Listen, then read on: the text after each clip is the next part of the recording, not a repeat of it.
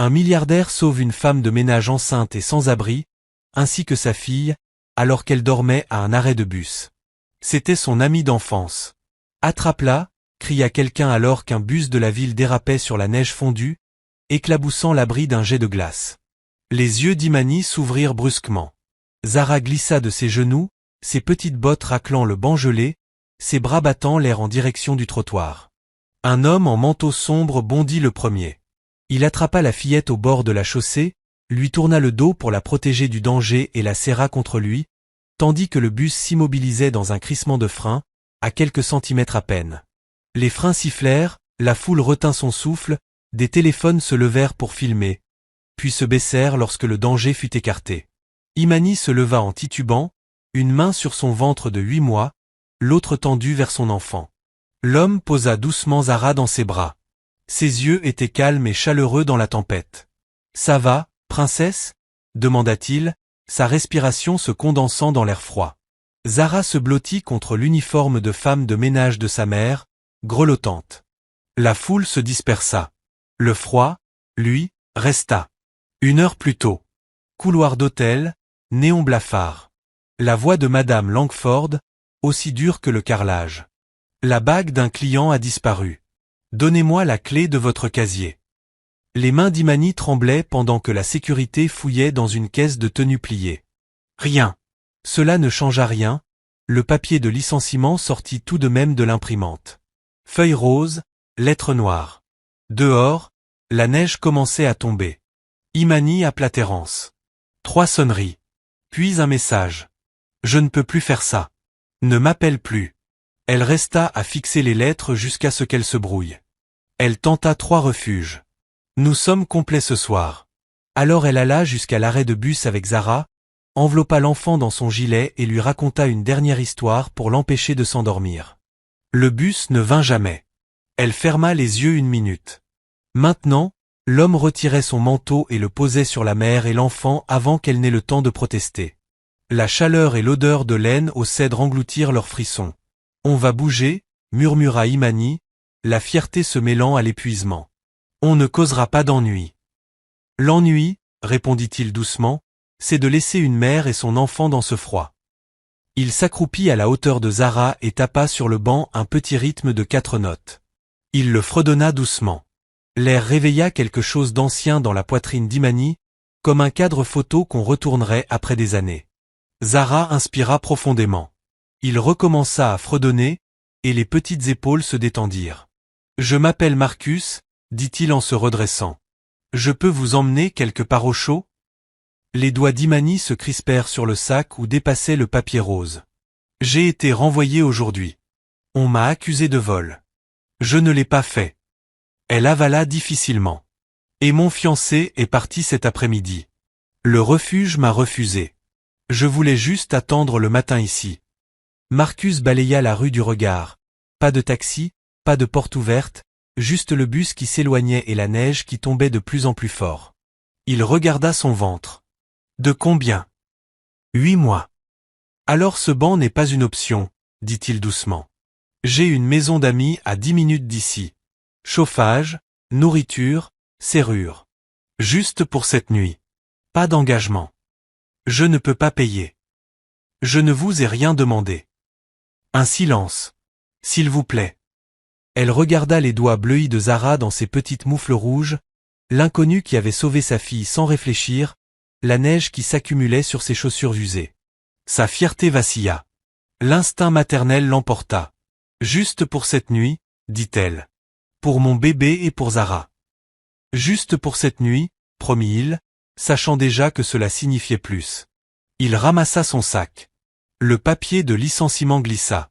Il le remit doucement, comme s'il refusait de laisser ce mot la définir. Il lui tendit la main. Elle hésita, puis la prit. Une contraction tira son ventre. Elle respira lentement, mâchoire serrée. Il attendit, silencieux, jusqu'à ce que la douleur passe. Ils marchèrent jusqu'à un SUV noir garé au bord du trottoir. L'air chaud les enveloppa lorsqu'il ouvrit la portière. Marcus attacha Ara avec des gestes précis, comme s'il l'avait fait 1000 fois. Imani s'installa à côté d'elle, toujours couverte du manteau. En rejoignant le siège conducteur, Marcus croisa son regard dans la vitre. Concentré, bienveillant, impénétrable. Les 4 notes fredonnées résonnaient encore dans sa tête, dépoussiérant un souvenir qu'elle n'arrivait pas à saisir. La portière se referma. La neige murmurait contre les vitres. Peachtree Road se fondait dans le blanc alors que le SUV s'éloignait de l'arrêt de bus, les emportant vers la chaleur, la lumière, et la nuit qui allait tout changer. La neige effaçait les lumières de la ville pendant que Marcus guidait le véhicule dans les rues silencieuses d'Atlanta. Imani restait droite à côté de lui. Zara dormait contre son épaule, sa respiration embuant la vitre. Le silence n'était pas gênant, juste lourd, comme si tous deux avaient peur de respirer trop fort et de briser ce fragile instant. Après 10 minutes, Marcus parla. « Vous avez faim » Imani hésita. « On va bien. »« Zara » demanda-t-il à voix douce. « Chocolat chaud » Il sourit. « Chocolat chaud, alors. » Ils s'arrêtèrent dans un petit dîner ouvert toute la nuit, coincé entre une laverie et un néon rose de sex shop. L'air à l'intérieur sentait le sirop et le salut. La chaleur les enveloppa. Imani tirait sur ses manches, comme si son uniforme de femme de ménage était une honte à cacher. Marcus fit signe à la serveuse et commanda 3 chocolats chauds et une soupe. La vapeur monta des tasses, embuant les cils de Zara pendant qu'elle prenait une gorgée prudente. « Ça goûte Noël » chuchota-t-elle. Imani esquissa un mince sourire. Marcus remarqua qu'elle jetait sans cesse des regards vers la porte, prête à fuir. « Vous êtes en sécurité ici » dit-il calmement. « Prenez votre temps. » Elle le regarda, fatiguée mais reconnaissante. « Quelle journée » soupira-t-elle. « Ma patronne a dit que j'avais volé la bague d'un client. Je le jure, ce n'est pas vrai. » Elle n'a même pas voulu écouter. Elle a juste imprimé ce papier rose, comme si elle n'attendait que ça. Marcus fronça les sourcils. « Vous travaillez au Bucket Grand, non ?» Elle cligna des yeux. « Comment vous savez ?»« Le logo sur votre badge, » répondit-il doucement. « J'y ai organisé des événements. Leur direction est froide comme la glace. » Imani laissa échapper un petit rire, un rire qui n'en était pas vraiment un. « Je suppose que j'ai été facile à écarter. Une femme de ménage enceinte, ça ne fait pas bonne image pour les affaires. » Zara chercha la main de sa mère. Marcus observa le geste, les petits doigts, la force qui s'en dégageait, et sentit quelque chose se tordre dans sa poitrine. Il fit signe discrètement à la serveuse et régla la note pour tout le service de nuit. Il raconterait sûrement l'histoire d'un milliardaire en costume payant des pancakes. Il pensa qu'il s'en fichait. Imani remarqua la liasse de billets qu'il avait glissée sous la tasse de café. « Vous n'aviez pas à faire ça. »« Je sais, » répondit-il simplement. Dehors, la neige se transformait en brume. Marcus regarda le visage endormi de Zara, puis revint vers Imani. « Où comptiez-vous aller ce soir ?»« Nulle part, » dit-elle. « J'ai appelé les refuges, ils sont pleins. Je pensais attendre le jour. »« Pas ce soir, » répondit-il. « Venez avec moi. J'ai de la place. Une maison d'amis derrière la mienne. Privée, sûr. » La tête d'Imani se redressa brusquement. « Votre maison ? Elle est séparée, » précisa-t-il vite. « Vous auriez votre propre espace, juste pour la nuit, le temps de trouver mieux. » Elle le scruta. Ses yeux, son ton, ce calme tranquille qui ne ressemblait pas à de la pitié. « Pourquoi faites-vous ça ?» Marcus inspira lentement. « Parce que je peux. Et parce que j'ai vu trop de gens passer devant des situations où ils auraient dû s'arrêter. » Un silence suivit. Puis Zara bâilla. Les épaules d'Imani se détendirent. « D'accord, » murmura-t-elle. « Juste pour ce soir. » Ils sortirent dans l'air glacé. Marcus ouvrit la portière. Zara s'installa sur son siège d'appoint, à moitié endormie, serrant son gobelet de chocolat chaud. Imani la regarda respirer, puis leva les yeux vers le dîner illuminé derrière eux. Pendant que Marcus conduisait, elle traça un cercle sur la vitre embuée et chuchota. « Merci. » Il entendit, mais ne répondit pas. Il hocha simplement la tête, le regard fixé sur la route, les essuie-glaces battant au rythme d'un cœur. 10 minutes plus tard, le SUV passa un portail en fer forgé pour s'engager dans une allée paisible de Buckhead. Le bruit de la ville s'éteignit derrière les pins et les lumières tamisées. Devant eux, la maison d'amis brillait d'une lueur dorée et accueillante, îlot de chaleur au milieu du froid. Imani posa une main sur son ventre, le bébé donnait des coups, comme s'il sentait que quelque chose changeait. Zara remua à côté d'elle. « Maman, où on est ?»« Dans un endroit sûr, » murmura Imani. « Au moins pour cette nuit. » Marcus se gara, descendit dans la neige et ouvrit la portière. « Bienvenue chez vous, pour l'instant, » dit-il. Imani cligna des yeux pour retenir ses larmes. Et, pour la première fois depuis longtemps, elle marcha vers une porte qui s'ouvrait, au lieu d'une qui se refermait derrière elle. À l'intérieur, la maison d'amis était tout le contraire de la nuit dehors. Claire, ordonnée et chaleureuse. Un radiateur ronronnait doucement dans un coin. Le salon, aux murs crème, offrait de moelleux canapés et un vase de fleurs fraîches probablement placé là plus tôt par Bryce. Imani resta figé sur le seuil.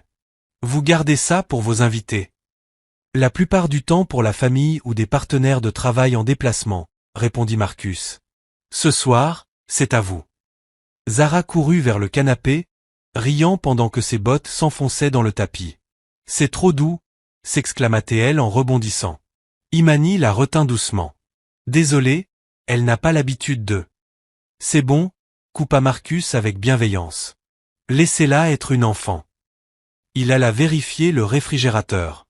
Bryce a fait le plein plus tôt, lait, fruits, un peu de soupe. Si vous avez besoin d'autre chose, envoyez-moi un message. Mon numéro est sur cette carte. Imani baissa les yeux, sur la table, une couverture pliée et une carte de visite. Marcus Bennett, PDG Bennett Lab. Le nom fit naître un écho lointain.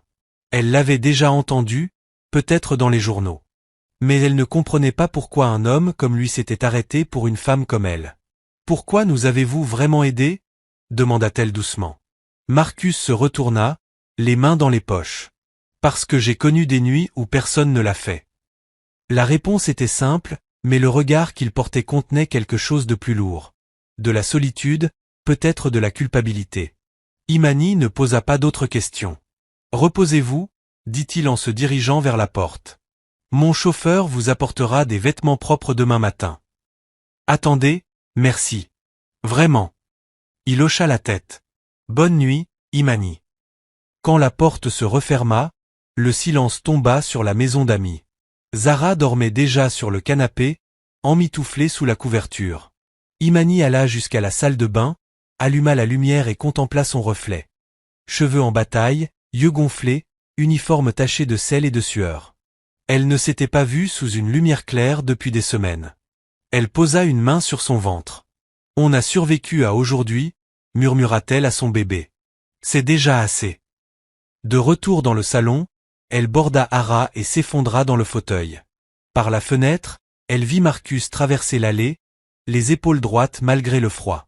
Il s'arrêta à mi-chemin, se retourna un instant vers la maison d'amis, puis continua vers la maison principale. Elle ne savait pas pourquoi ce simple geste lui serra le cœur. Dans sa chambre, Marcus versa un verre d'eau et s'assit sur le bord du lit. Il essaya de lire les messages du groupe du conseil d'administration, mais les mots se brouillaient. Tout ce qu'il voyait, c'était cet arrêt de bus, le papier rose, la confiance immédiate de Zara, et cette mélodie, les 4 notes qui tournaient en boucle dans sa tête. Il ouvrit un tiroir et en sortit une petite boîte à chaussures. À l'intérieur, des photos d'enfance, 2 enfants souriant sur un porche poussiéreux du West End, tenant des esquimaux fondus. L'un avait une cicatrice sur l'avant-bras. L'autre portait une tresse nouée d'un ruban bleu. Marcus suivit du doigt le ruban sur la photo. Son cœur s'emballa. « Impossible » murmura-t-il. Le monde était trop grand pour de tels miracles. Et pourtant, il ne pouvait se défaire de ce sentiment. Il avait déjà entendu le nom d'Imani, bien avant cette nuit. Au matin, une douce lumière filtrait à travers les rideaux. Les oiseaux chantaient quelque part derrière le magnolia, et une légère odeur de café montait depuis la maison principale. Imani s'éveilla sur le canapé, d'abord confuse, puis rassurée en voyant Hara endormie à côté d'elle, enveloppée dans des draps propres qui sentaient la paix. Le réveil affichait 7h12. Pour la première fois depuis des mois, elle avait dormi d'une traite. On frappa doucement à la porte. « Entrez » dit-elle, serrant la couverture autour d'elle. Bryce entra, jeune, costume impeccable, sourire chaleureux. « Marcus m'a demandé de venir voir si tout allait bien. » J'ai apporté le petit déjeuner. Il posa 2 sacs en papier d'une boulangerie voisine. Croissants chauds, salade de fruits, et quelque chose qui sentait la cannelle. Imani se leva aussitôt. Vous n'aviez pas besoin de faire ça. Techniquement, si, répondit Bryce en haussant les épaules. Le patron n'aime pas qu'on commence la journée le ventre vide. Zara se réveilla à l'odeur, les cheveux en bataille, les yeux pétillants. C'est des donuts. Bryce rit. Presque. Ils mangèrent ensemble, une conversation légère effaçant peu à peu la tension. Imani se surprit à sourire pour la première fois depuis des semaines. Après le petit déjeuner, Bryce proposa de la conduire à une clinique gratuite du centre-ville pour un contrôle prénatal. Marcus a libéré mon emploi du temps, dit-il. Vous devriez faire un test de stress. Trop de fatigue, ces temps-ci. À la clinique, l'infirmière confirma ce qu'Imani craignait mais savait déjà. Le bébé va bien, mais vous devez vous reposer. Votre tension est trop haute. Imani poussa un soupir mêlé de soulagement et de culpabilité. Se reposer sonnait comme un luxe. Bryce l'attendait dans le couloir, le nez dans son téléphone. Tout va bien? Demanda-t-il. Oui. Je vais bien, répondit-elle en caressant son ventre. Il faut juste que je ralentisse un peu. Vous êtes au bon endroit pour ça, dit-il. Marcus ne fait jamais les choses à moitié. S'il dit que vous êtes en sécurité, c'est que vous l'êtes. Cette phrase la fit encore se demander, pourquoi cet homme l'aidait-il? Qu'est-ce qu'il lui devait? De retour à la maison d'amis, Marcus était dehors, manches retroussées, taillant une haie lui-même. Je ne vous voyais pas du genre jardinier, plaisanta Bryce. J'avais besoin de me vider la tête, répondit Marcus. Puis, se tournant vers Imani. Comment va le bébé? Fort, dit-elle. Il donne des coups comme s'il était déjà chez lui. Son sourire fut petit, mais sincère. Parfait. C'est ce qu'on veut. Plus tard dans l'après-midi, Bryce conduisit Imani au Bucket Grand Hotel. Elle voulait affronter sa responsable et récupérer au moins son dernier salaire. Dans le hall étincelant, elle sentit à nouveau ce poids familier sur ses épaules. Madame Langford se tenait derrière le comptoir, parfumée et manucurée. Je suis venu chercher mon salaire, dit Imani calmement. Et mes affaires. Les yeux de Madame Langford se plissèrent. Nous ne devons rien au personnel licencié tant que l'enquête n'est pas close. Quelle enquête? Je n'ai rien fait de mal. Les clients perdent des bijoux tous les jours, dit Madame Langford en feignant l'ennui. Et les gens de votre position oublient parfois leur place. Bryce, qui était resté en retrait près des ascenseurs, s'avança, la voix calme mais ferme. Madame, je suis Bryce Hamilton, de Bennett Lab. J'enregistre cette conversation. Vous refusez de verser son salaire sans preuve de vol. Le masque de Langford se fissura. Vous n'en avez pas le droit. En réalité, si, répondit-il en levant son téléphone. Et les ressources humaines aussi. J'enverrai cet enregistrement à votre directeur général. Imani ne bougea pas, ne parla pas. Elle observa simplement la couleur quitter le visage de la femme. Bryce la guida vers la sortie. Vous recevrez votre paie d'ici lundi, dit-il. Imani hocha la tête, encore tremblante. Je n'aime pas les ennuis. Parfois, se défendre n'est pas un ennui, répondit Bryce. C'est une correction. Ce soir-là, Marcus passa à la maison d'hôte. Un coup frappé, discret, avant d'entrer. Zara dessinait sur le sol avec les crayons que Bryce avait apportés plus tôt. Alors, comment ça s'est passé? Demanda Marcus. Brouillon, admit Imani. Mais réglé? Un léger sourire étira ses lèvres. Bien. J'ai eu une idée. Si tu es d'accord, j'aurai besoin d'aide pour organiser mes archives de bibliothèque. C'est un travail tranquille, payé à la semaine, et tu resteras près d'ici si le bébé arrive plus tôt. La fierté d'Imani se hérissa, mais son ton n'avait rien de condescendant, c'était du respect. Elle redressa le menton. D'accord. Je le gagnerai. C'est tout ce que je voulais entendre, dit-il en hochant la tête. Le dîner est dans la cuisine principale, si tu as faim. Lorsqu'il sortit, Hara leva les yeux de ses dessins. Maman, c'est un prince? Imani sourit, fatiguée. Non, ma chérie. Juste un homme qui se souvient encore comment être bon. Et quand elle borda Hara ce soir-là, Son cœur se calma pour la première fois depuis des mois, quelque part entre la gratitude et ce mince, dangereux espoir que peut-être, la gentillesse n'était pas la fin de l'histoire, mais le début. Le soir suivant arriva doucement, doré, à travers les fenêtres de la maison d'hôte. L'odeur de la pluie glissait depuis le jardin, mêlée au rire léger de Zara. Imani avait passé la journée à classer les archives de la vaste bibliothèque de Marcus, des premières éditions, de vieux journaux d'ingénierie, des photos de cérémonies de prix qu'elle ne comprenait pas vraiment. Elle termina au coucher du soleil, fatiguée mais fière. Sur la cuisinière, un pot de feuilles de chou frémissait doucement. Un plateau de poulet rôti reposait à côté, sa peau parfaitement dorée.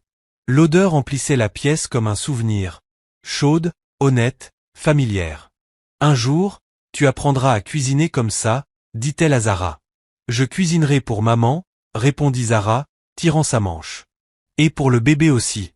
C'est ma fille, dit Imani avec un sourire. Dehors, des pas approchaient. Elle jeta un œil par la fenêtre, Marcus remontait l'allée, manches retroussées. Pas de costume ce soir, juste un homme qui rentre chez lui. Il hésita avant de frapper, presque timide, puis tapa doucement. Entrez, dit Imani. Marcus entra, clignant des yeux à cause de l'odeur. Ça sent incroyablement bon. Le dîner, répondit-elle simplement. Vous nous avez aidés, je voulais vous remercier. Son regard s'adoucit. Tu n'avais pas à le faire. Je sais, dit-elle en souriant. Mais je voulais.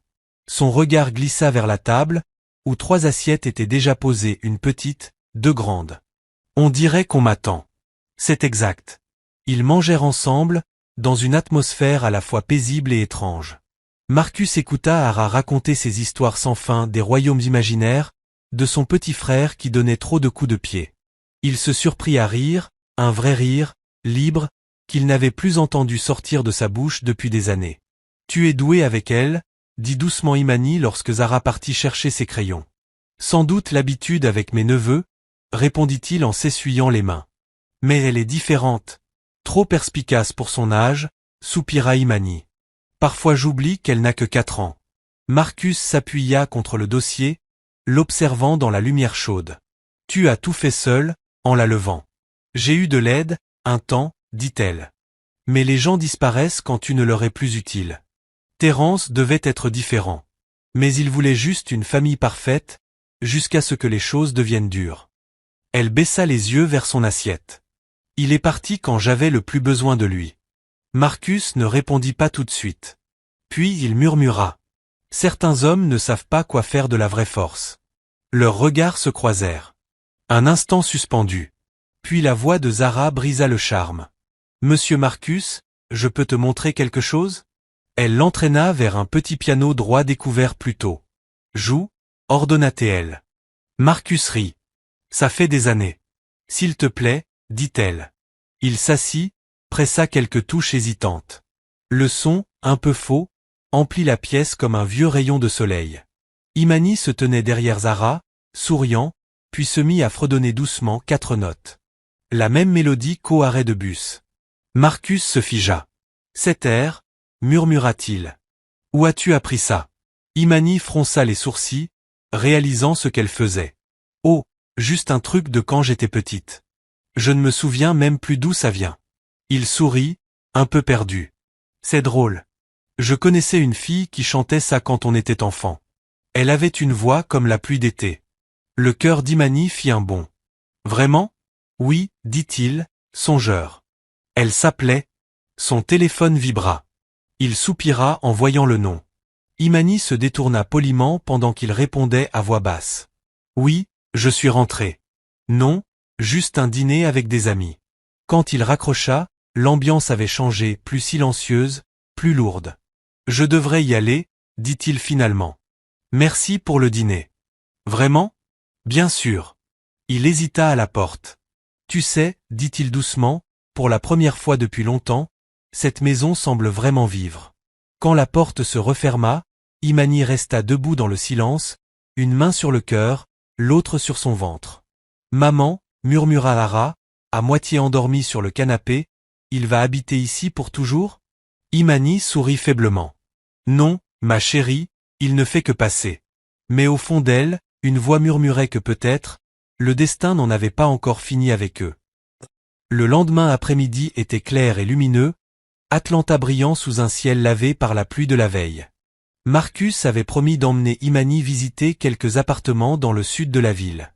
Il l'avait dit d'un ton détaché, mais sa voix portait cette même assurance tranquille qui donnait envie d'y croire. Zara fut la première prête, sautillant dans ses petites bottes près du SUV. « On va voir de nouvelles maisons », annonça-t-elle. « Juste des appartements », corrigea doucement Imani, mais le sourire lui vint malgré elle. Elle s'installa prudemment à l'avant, son ventre comprimé par la ceinture de sécurité. Marcus mit le moteur. « Ça va ? Je vais bien », répondit-elle. « Mieux que bien. » La ville défilait en couleurs, vendeurs de rue, fresques murales, feux se reflétant sur l'asphalte humide. Cela faisait des semaines qu'Imani n'avait pas vu Atlanta autrement que depuis les trottoirs et les abris. Pour la première fois, la ville lui semblait vivante. À mi-chemin, Marcus ralentit à un feu. « On a un peu de temps avant la visite, » dit-il. « Tu veux faire un petit détour ? » « Pourquoi pas ?» répondit-elle. Il tourna dans une rue bordée de vieux chênes et de trottoirs craquelés. Le panneau indiquait West End Avenue. Le cœur d'Imani fit un sursaut. « J'habitais près d'ici, » murmura-t-elle. « Je sais, » dit-il doucement. « Moi aussi. » La voiture s'arrêta près d'un petit parc, le genre construit avant que la gentrification ne commence à grignoter le quartier. Un vieux portique rouillé se dressait encore au centre du parc, sa peinture s'écaillant en boucles rouges. Zara poussa un cri émerveillé. « Je peux aller sur la balançoire ? » « Vas-y, » dit Marcus en souriant tandis qu'elle courait vers le jeu. Imani descendit lentement de la voiture, ses bottes écrasant les feuilles sèches. L'air sentait la terre humide et le barbecue d'une maison voisine. Cela faisait des années qu'elle n'était pas revenue ici. L'ancienne épicerie du coin était toujours là, peinte en bleu délavé, penchée comme un vieil homme fatigué d'avoir trop vu. « Tu venais souvent ici ? » demanda-t-elle. « Pas assez, » admit Marcus. « C'est ici que j'ai appris à faire du vélo. Là-bas, c'est là que je suis tombé. » Il montra le trottoir fissuré près du banc. Une fine cicatrice brillait sur son avant-bras. Imani se figea. « Cette cicatrice, tu te souviens de la fille qui t'a aidé à te relever ? » demanda-t-elle doucement. Marcus la regarda, intrigué. « Tu t'en souviens ? » Elle esquissa un sourire. « C'était moi, Marcus. » Un instant, tout s'arrêta. Le vent, la rue, même le grincement de la balançoire. Il la fixa, et la reconnaissance traversa ses yeux comme un rayon de lumière perçant les nuages. « Non, » murmura-t-il. « Imani Walker, du West End, » ajouta-t-elle. « Celle qui chantait cette petite comptine tous les jours. » Il rit, incrédule et ému à la fois. « Je croyais que tu avais déménagé. »« Ma grand-mère est morte, » dit-elle doucement. « Après ça, on a beaucoup bougé. Maman ne suivait plus. La vie nous a dispersés. » Il hocha lentement la tête. « Et tout ce temps, on vivait dans la même ville. »« Dans des mondes différents, » répondit-elle. Zara cria depuis la balançoire. « Regarde, maman, plus haut. » Imani se tourna vers elle, le sourire adouci. « Elle est tout ce que j'ai toujours souhaité, » murmura-t-elle. Marcus les observa, la mère, la fille, le soleil doré et sentit quelque chose bouger en lui. Il ne savait pas comment l'appeler, mais cela ressemblait à un retour à la maison. Puis son téléphone vibra. Bryce. Marcus soupira et décrocha. « Oui ? On te veut de retour avant 18 heures. Belle est en ville, elle veut dîner. Probablement pas optionnel. » Marcus hésita, jetant un coup d'œil à Imani. « Dis-lui que je vais essayer. » Lorsqu'il raccrocha, Imani le regardait. « Ta fiancée ? » Il acquiesça. « Oui. »« Tu devrais y aller, » dit-elle, mais sa voix trahissait quelque chose d'inavoué. Il força un sourire. « J'y irai, mais pas tout de suite. » Ils restèrent encore un moment, regardant Zara se balancer sous la lumière dorée de l'après-midi.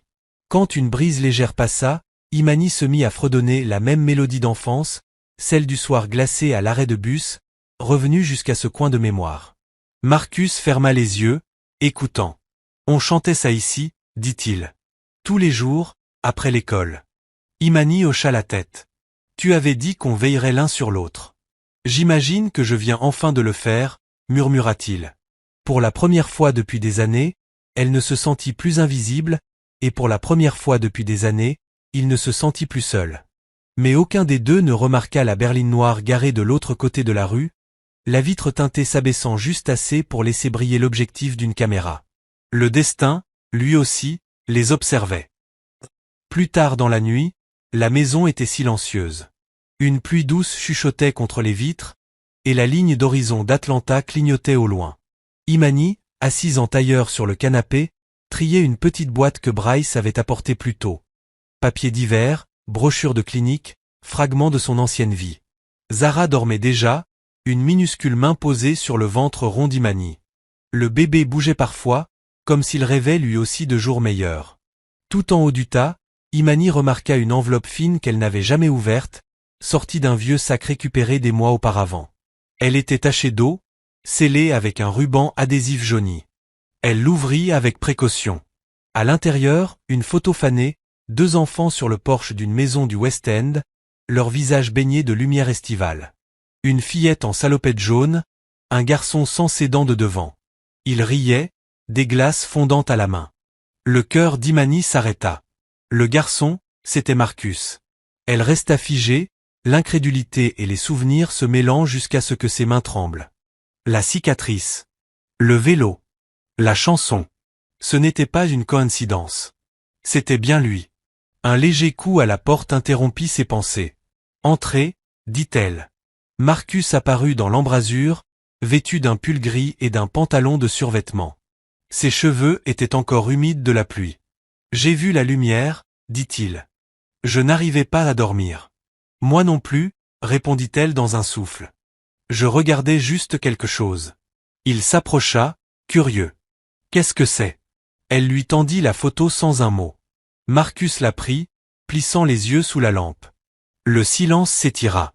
Puis il inspira lentement, incrédule. « West End », murmura-t-il. « C'est le porche de ma grand-mère. » Imani hocha la tête, les yeux brillants. « Et c'est toi et moi. » Marcus s'assit à côté d'elle, la photo entre eux. « Jean revient pas. Tous ces ans, dans la même ville. »« Des vies différentes, » répondit Imani. « Tu as bâti des empires. Moi, j'ai bâti la survie. » Un éclat de culpabilité traversa le regard de Marcus. « Tu méritais mieux que la survie. »« Peut-être, » dit-elle doucement, « mais je suis encore là. » Ils restèrent silencieux, la pluie comblant l'espace où les mots manquaient. Zara remua dans son sommeil, marmonnant quelque chose sur des pancakes papillons. Marcus sourit. « Je me souviens de ton rire, » dit-il soudain. Il nous mettait toujours dans les ennuis à l'église. Ma grand-mère Ruth me pinçait l'oreille. Imani rit doucement. Tu étais le plus bruyant, et tu jurais que tu serais riche un jour pour acheter des bonbons à tout le quartier. J'ai tenu au moins une promesse, répondit-il avec un petit sourire. Elle le fixa longuement, les contours du passé se fondant dans quelque chose de nouveau, de fragile et de chaud. Je ne sais pas quoi dire, murmura-t-elle. Ne dis rien, répondit-il doucement. Sache juste que cette fois, je ne partirai pas. Dehors, le tonnerre roula au loin, mais la pièce resta paisible. Quand Imani se leva pour ranger la photo, Marcus posa une main sur la sienne. « Garde-la, » dit-il. « Tu l'as gardée jusqu'ici. » Il ajouta, la voix plus douce. « Et puis, elle semble t'appartenir. » Leurs yeux se croisèrent à nouveau. Quelque chose passa entre eux, reconnaissance, apaisement, peut-être le début de ce qu'ils n'osaient pas encore nommer. En quittant la pièce, Marcus se retourna. « Merci pour tout, » dit-elle. « Ne me remercie pas encore, » répondit-il avec un sourire. « L'histoire n'est pas terminée. » Lorsqu'il partit, Imani posa la photo sur la table de chevet, à côté d'un dessin de Zara. Une famille sous un soleil éclatant, 3 mains qui se tiennent. Pour la première fois depuis longtemps, elle crut que ce n'était peut-être pas qu'un rêve. Le lendemain soir, la pluie s'était arrêtée. Le ciel d'Atlanta scintillait sous un crépuscule de velours. Marcus ajusta ses boutons de manchette devant le miroir, tentant d'ignorer la douleur dans sa poitrine, une douleur qui n'avait rien à voir avec le costume sur mesure qu'il portait. Belle Morgan, sa fiancée, était de retour en ville, mannequin, influenceuse, fille d'un membre du conseil d'administration. Le dîner était prévu depuis des semaines, mais à présent, cela ressemblait davantage à une corvée qu'à des retrouvailles. « Monsieur », dit Bryce en apparaissant dans l'encadrement de la porte. La voiture est prête. Dois-je prévenir mademoiselle Morgan que vous êtes en route? Marcus soupira. Oui, faisons vite. Alors qu'il traversait le hall, son regard fut attiré par la lumière douce venant de la maison d'hôte, de l'autre côté du jardin. Par la fenêtre, il vit Imani, assise, lisant une histoire à Zara. Le rire de la fillette traversa faiblement la nuit. Il resta immobile un instant un peu trop longtemps. Tout va bien, monsieur? Demanda Bryce. Marcus se racla la gorge. Oui, je pensais juste à quelque chose. Ils montèrent dans la voiture. Le trajet vers le centre-ville se fit en silence, ce genre de silence plein de pensées qu'on ne peut pas encore dire à voix haute. Le restaurant brillait d'or et de cristal. Belle était déjà installée à la table privée, vêtue d'une robe argentée qui scintillait sous le lustre. Son sourire était parfait, maîtrisé, prêt pour la caméra. Marcus, dit-elle en se levant pour l'embrasser sur la joue. Tu as l'air épuisé. Longue semaine, quelque chose comme ça, répondit-il en s'asseyant. Elle versa du vin avant même que le serveur ne le fasse. Tu es distant, ces derniers temps. Bryce m'a dit que tu as annulé la partie de golf, et tu n'as pas répondu à mes messages pendant 2 jours. J'étais occupé, dit Marcus, gardant un ton neutre. Occupé à quoi? Demanda-t-elle, son regard perçant derrière son sourire poli. Bryce m'a parlé d'une invitée chez toi. Une femme sans abri, je crois? La mâchoire de Marcus se crispa. C'est une amie. Elle avait besoin d'aide. Belle se pencha en avant, la voix basse. Marcus, tu as une image à protéger. Recueillir des inconnus, ça peut paraître charitable, mais les gens vont parler. Tu sais à quelle vitesse les rumeurs circulent dans cette ville. Il planta son regard dans le sien, calme mais glacial. Alors qu'il parle. Son sourire se figea. Tu es sérieux? Elle a un enfant, Belle. Elle dormait à un arrêt de bus sous la pluie. Qu'est-ce que j'étais censé faire? Passer sans m'arrêter? Belle adoucit sa voix, mais ses mots restaient tranchants. Tu es un milliardaire, pas un sauveur. Il y a une différence. Marcus se pencha en arrière, soupirant. Peut-être que j'en ai assez de faire semblant de connaître la différence. Le dîner se déroula dans une politesse tendue. Quand ils sortirent, les photographes étaient déjà là, attendant dehors. Les flashs crépitaient comme des éclairs. Belle souriait, son bras accroché à celui de Marcus, tandis que lui fixait droit devant, l'esprit ailleurs, à des kilomètres de là. De retour au domaine, Imani pliait les vêtements de Zara quand les phares d'une voiture balayèrent la façade du pavillon. Elle écarta légèrement le rideau, juste à temps pour voir Marcus descendre de voiture. Belle était à ses côtés, éblouissante même dans l'obscurité. Elle dit quelque chose en riant et toucha son bras avant de remonter dans sa propre voiture. Le cœur d'Imani se serra. Elle se répéta que ça ne comptait pas. Il avait une vie, un monde auquel elle n'appartenait pas. Mais la douleur, elle, disait le contraire. Marcus resta longtemps dans l'allée après le départ de Belle. Le vent nocturne agitait sa cravate. Quand enfin il regarda vers la maison d'amis, les rideaux étaient déjà tirés. À l'intérieur, Imani murmura à son ventre. On n'appartient pas à son monde, bébé. Souviens-toi de ça. Mais pendant qu'elle parlait, la photo posée sur la table de nuit, celle des 2 enfants sur le porche, semblait luire faiblement dans la lumière de la lampe, comme si le passé refusait de se laisser fermer aussi facilement. Dehors, Marcus regagna sa maison, le cœur lourd du poids de 2 mondes qu'il ne parvenait pas à réconcilier. L'un doré, l'autre vrai, tous deux le tiraillant dans un silence déchirant. Le lendemain matin, la lumière du soleil se déversa sur la ville comme de l'or fondu. Le bureau pentouze de Marcus, au sommet de Bennett Lab, reflétait cette clarté mûre de verre, chrome, sérénité apparente. Mais à l'intérieur, la tension montait. Bryce l'attendait, tablette à la main, le visage inquiet. « Bonjour, patron. On a un problème. » Marcus desserra déjà sa cravate, sentant ce qui allait venir. « Laisse-moi deviner, la presse. » Bryce hocha la tête, grave. The Atlanta Herald a publié un article ce matin. Le PDG milliardaire héberge une femme de ménage sans abri et son enfant dans son domaine privé. Et ils ont mis une photo. Marcus se figea. Une photo? Bryce fit glisser son doigt sur la tablette. Elle était là, floue, mais assez nette. Imani devant la maison d'amis, en uniforme de femme de chambre. Zara lui tenant la main. La légende transformait la vérité en scandale. Qui a fait fuiter ça? Demanda Marcus, la voix basse. Peut-être Langford. Elle a encore des contacts dans les médias. Ou alors? Bryce hésita. Quelqu'un du cercle de Belle. Marcus se pinça l'arête du nez. Appelle le service juridique. Qu'il fasse retirer cette image avant midi. Déjà fait. Mais le conseil d'administration convoque une réunion d'urgence à 14 heures. Ils veulent une explication. Alors ils en auront une, répondit Marcus. À 14 heures, la salle du conseil était pleine. Les murmures flottaient dans l'air, lourds comme de la fumée. Cet administrateur, la plupart des hommes âgés qui n'avaient jamais raté un gros titre.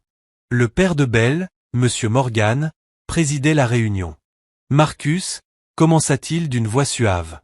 J'ai toujours admiré ton côté humanitaire. Mais ceci, il tapota la tablette où brillait l'article, ça, c'est de l'imprudence. J'ai offert un abri à une femme et à son enfant, répondit Marcus calmement. Ce n'est pas de l'imprudence. C'est de la décence. Morgan s'adossa, impassible. La perception, mon garçon, c'est tout. Les investisseurs n'aiment pas les distractions, surtout celles qui impliquent des fréquentations douteuses. La mâchoire de Marcus se serra. Elle s'appelle Imani Walker. Elle travaillait au Bucket Grand Hotel. Elle a été renvoyée à tort, abandonnée par son fiancé alors qu'elle était enceinte. Je l'ai aidée parce qu'elle en avait besoin. Et l'enfant? Demanda quelqu'un. Sa fille, répondit Marcus sèchement. Pas la mienne. Le rictus de Morgan ne bougea pas. Quoi qu'il en soit, ce n'est pas une bonne image. Tu as une fiancée. Et une fusion en cours. Cette histoire est déjà virale. Alors peut-être que le monde a besoin d'histoires meilleures, répliqua Marcus. Bryce murmura doucement à côté de lui. Monsieur, peut-être qu'on devrait adopter un ton plus mesuré. Mais Marcus n'était pas d'humeur à la mesure. Il se leva, refermant son veston. J'ai bâti cette entreprise sur l'innovation et l'intégrité. Si l'un ou l'autre s'effondre parce que j'ai fait preuve d'un peu de compassion, alors nous sommes dans le mauvais métier. Silence. Froid, lourd, tranchant. Enfin, Morgan toussota. Très bien. Gère ton PR, mais je veux que ce scandale disparaisse avant lundi. Sinon, nous devrons reconsidérer notre direction. Marcus soutint son regard. Entendu. Et il quitta la salle avant que quiconque n'ajoute son venin. Au domaine, Imani était assise près de la fenêtre, tenant le même journal que Marcus venait d'affronter. Ses mains tremblaient. Elle lisait son propre visage sous les gros titres. Elle n'avait rien demandé de tout ça. Les commentaires en ligne étaient cruels, certains l'accusaient de manipulation, d'autres se moquaient d'elle pour avoir piégé un riche homme d'affaires. Quand Marcus rentra ce soir-là, elle l'attendait sur le porche, les yeux pleins de larmes mais le dos droit. « Je t'avais dit que ça arriverait », dit-elle d'une voix brisée. « Tu n'aurais pas dû m'aider. »« Je le referai », répondit-il. « À chaque fois. C'est ta carrière, Marcus. Ta vie. Tu ne me dois rien. Je me fiche des apparences, coupa-t-il. Ce qui m'importe, c'est la vérité. » Leurs regards se croisèrent. L'air vibrait entre peur et quelque chose d'indicible. À l'intérieur, le rire de Zara résonnait doucement depuis le salon. L'enfant ne savait rien de ce que le monde disait d'eux, que les mots pouvaient parfois blesser plus que la faim. « Et si tout ça te détruit ?» demanda Imani, la voix tremblante. Il fit un pas vers elle. « Alors on recommencera, tous les deux. » Et pour la première fois, elle ne trouva ni la force ni le courage de protester. 2 jours plus tard, le scandale Marcus Bennett enflammait encore les matinales d'Atlanta. Les réseaux sociaux bourdonnaient de théories. Histoire d'amour ou coup de pub? Le milliardaire quitte-t-il Belle Morgan? Les commentaires étaient plus venimeux que les titres. Imani évitait la télévision. Elle se concentrait sur les lessives, sur les robes pliées de Zara, sur n'importe quoi qui n'impliquait pas son nom. Mais même le silence semblait lourd. Le calme avant la tempête.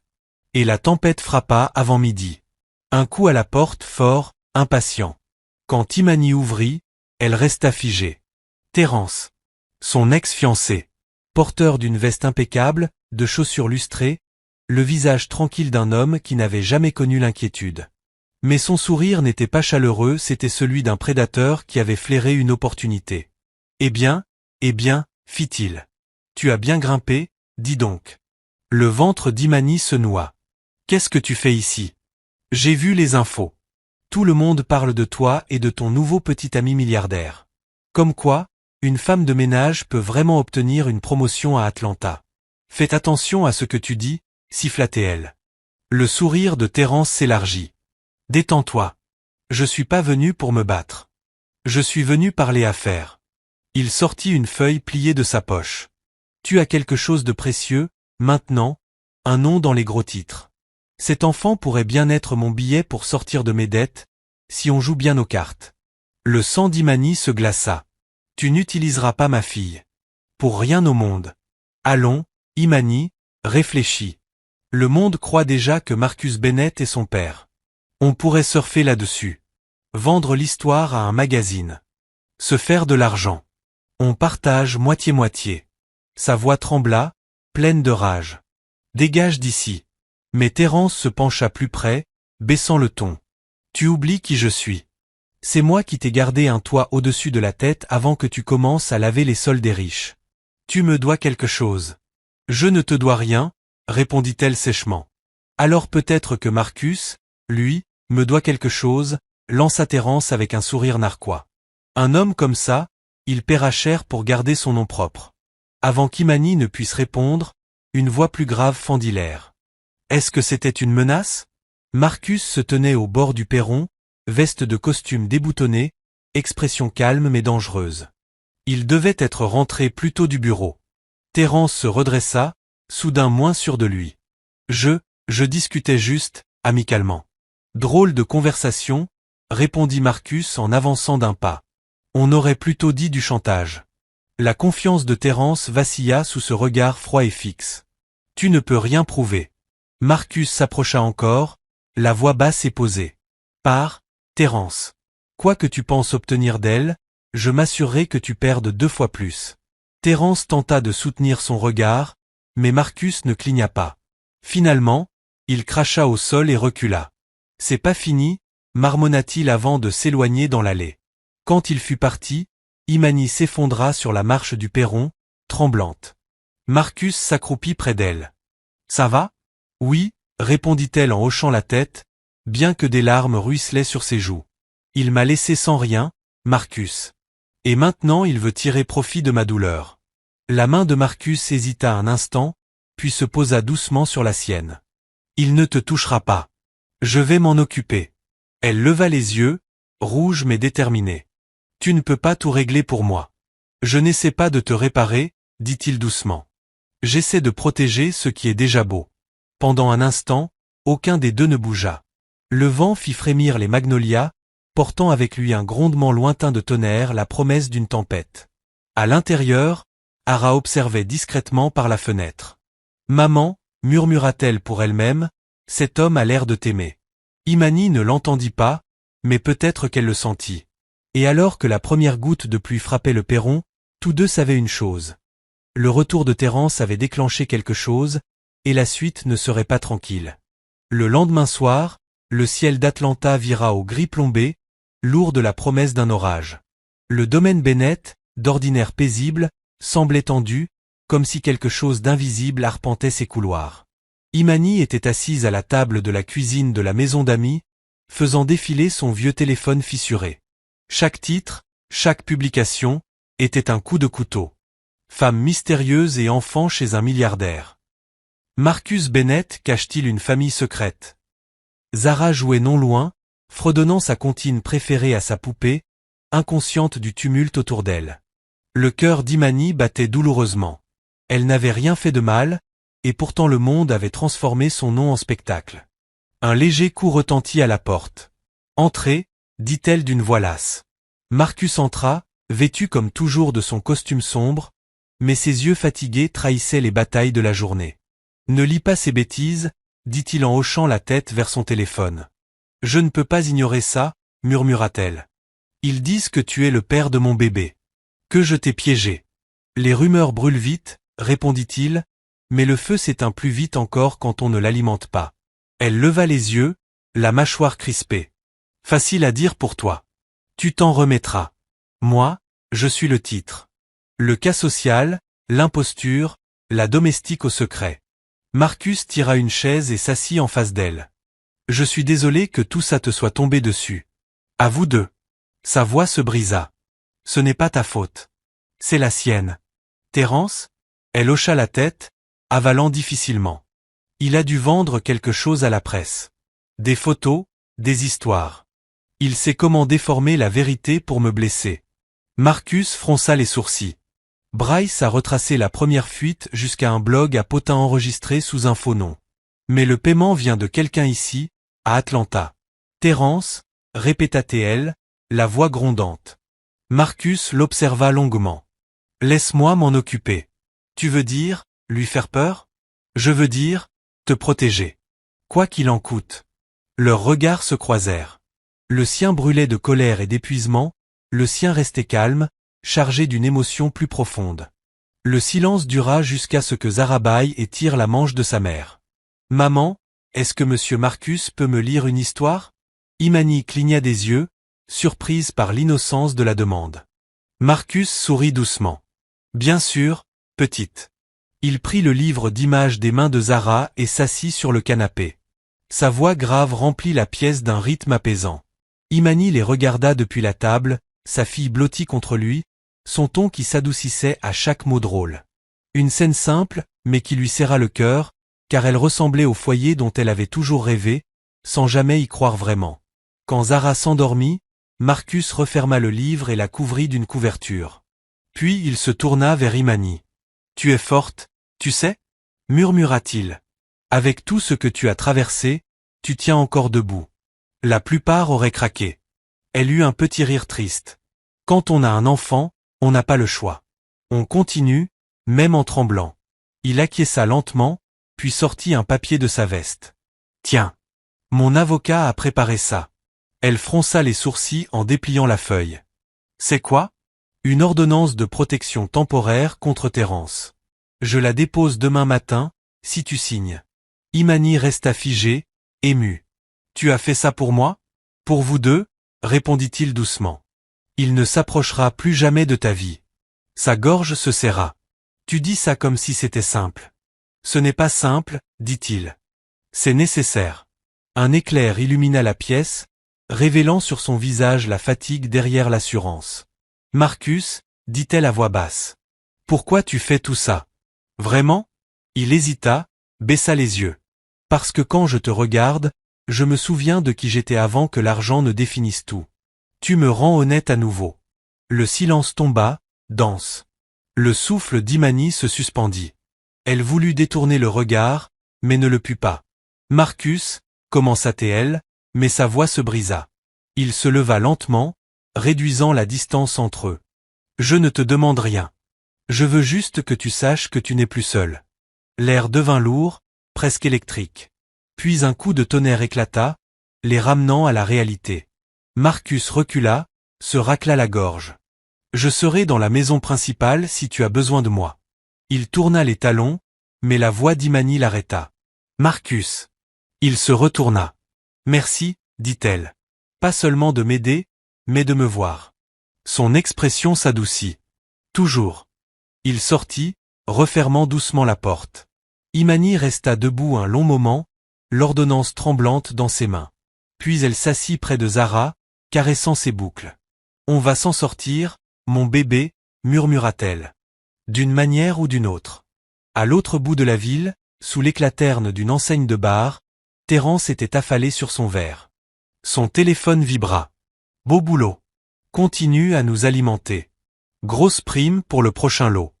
Il eut un rictus. Facile l'argent, répondit-il. Attendez de voir les photos. Il ouvrit sa galerie. Des clichés d'Imani à la clinique, en pleurs. Zara qui l'enlaçait. Une image floue de la voiture de Marcus à l'arrière-plan. Il sourit, venimeux. Tu crois t'en tirer comme ça, bébé? Pas si vite. Mais il ne vit pas l'homme assis dans l'ombre du fond du bar. Bryce, le téléphone à la main, le regard dur. Cette nuit-là, Marcus ne dormait toujours pas. Assis dans son bureau, l'ordonnance devant lui, il fixait la pluie contre la vitre quand son téléphone vibra. Parle, dit-il.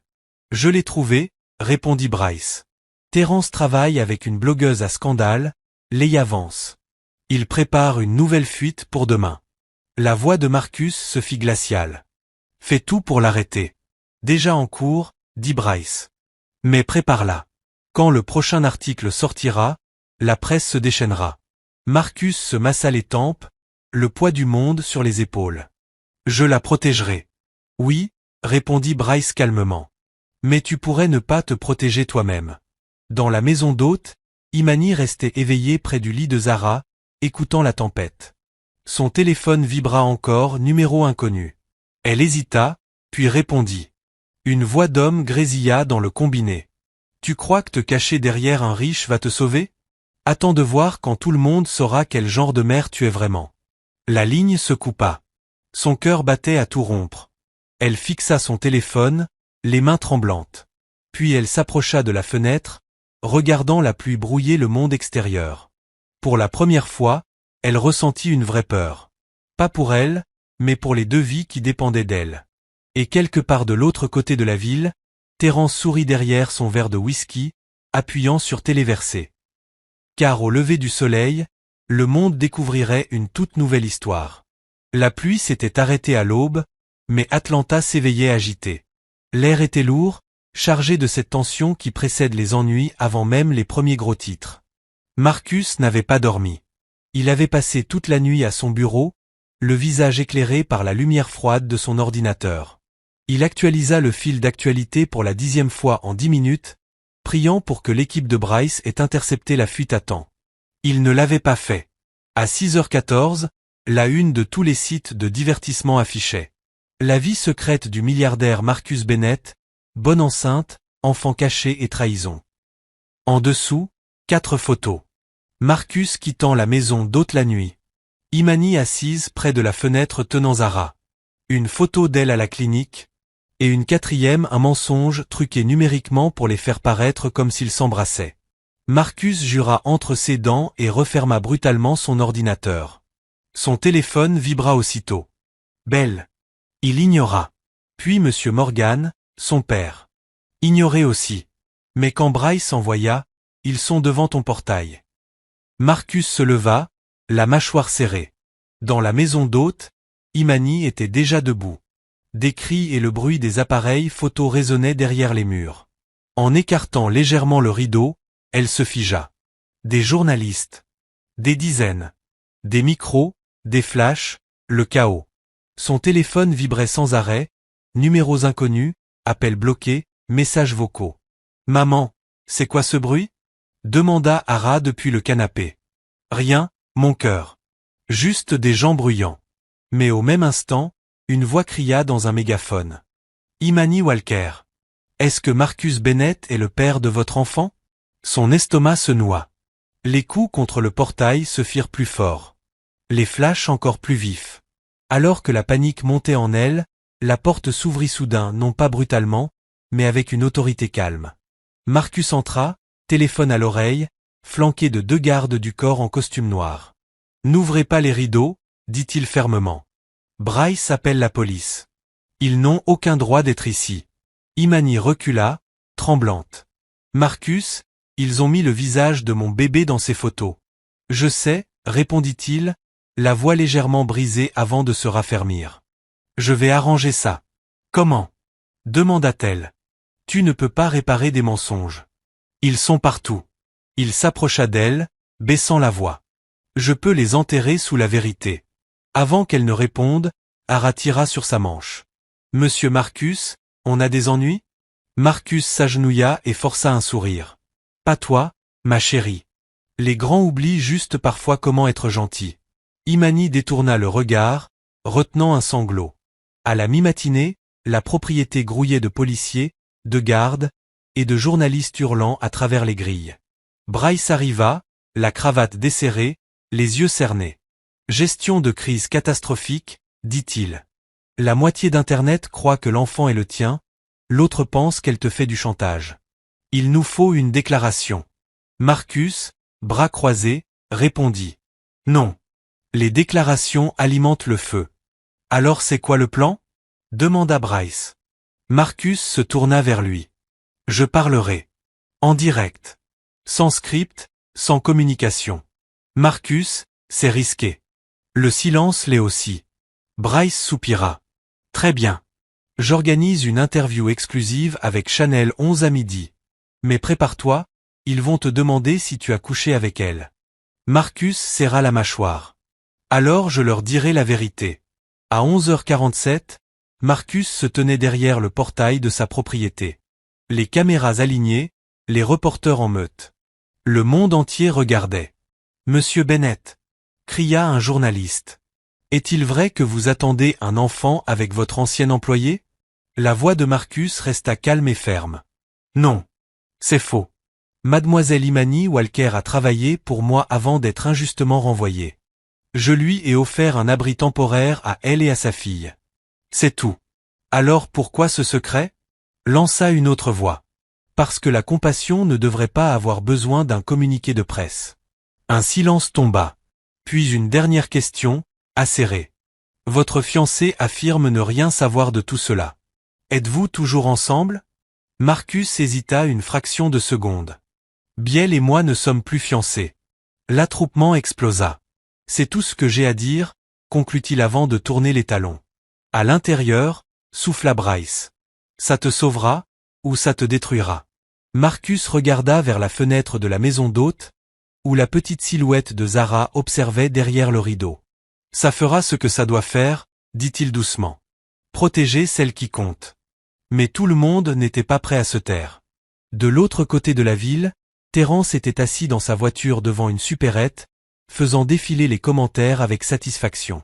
Son article faisait encore le buzz, et chaque média ayant relayé ses mensonges lui avait versé de l'argent. Il ne s'attendait pas au coup frappé contre sa vitre. Bryce se tenait là, calme, mais menaçant. Bonjour, Terence. Toi? Qu'est-ce que tu veux? Bryce se pencha. Une petite discussion amicale sur le parjure, le chantage et la violation de la vie privée. Je ne vois pas de quoi tu parles. Bryce jeta un dossier sur le siège. À l'intérieur, relevés bancaires, métadonnées, enregistrements vocaux. Les avocats de Marcus ont retracé tes paiements, dit-il froidement.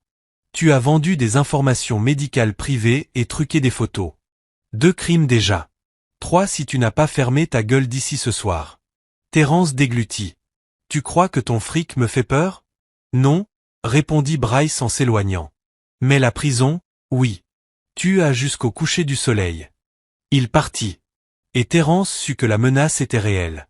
Pendant ce temps, à la maison d'hôte, Imani était assise par terre, Ara coloriant en silence à côté d'elle. Maman, pourquoi les gens sont fâchés contre monsieur Marcus? Parce qu'ils ne comprennent pas, répondit-elle doucement. Et parfois, quand les gens ne comprennent pas quelque chose de bon, ils essaient de le détruire. Mais tu dis toujours que le bien gagne. Oui, mon cœur. Il finit toujours par gagner. La porte s'ouvrit doucement. Marcus entra, chemise roulée, épaules encore mouillées de pluie. C'est fini, dit-il d'une voix apaisée. Pour l'instant. Qu'est-ce que tu veux dire? Demanda-t-elle. J'ai dit la vérité. En public. Elle eut le souffle coupé. Tu n'étais pas obligé de faire ça pour moi. Je ne l'ai pas fait pour toi, répondit-il calmement.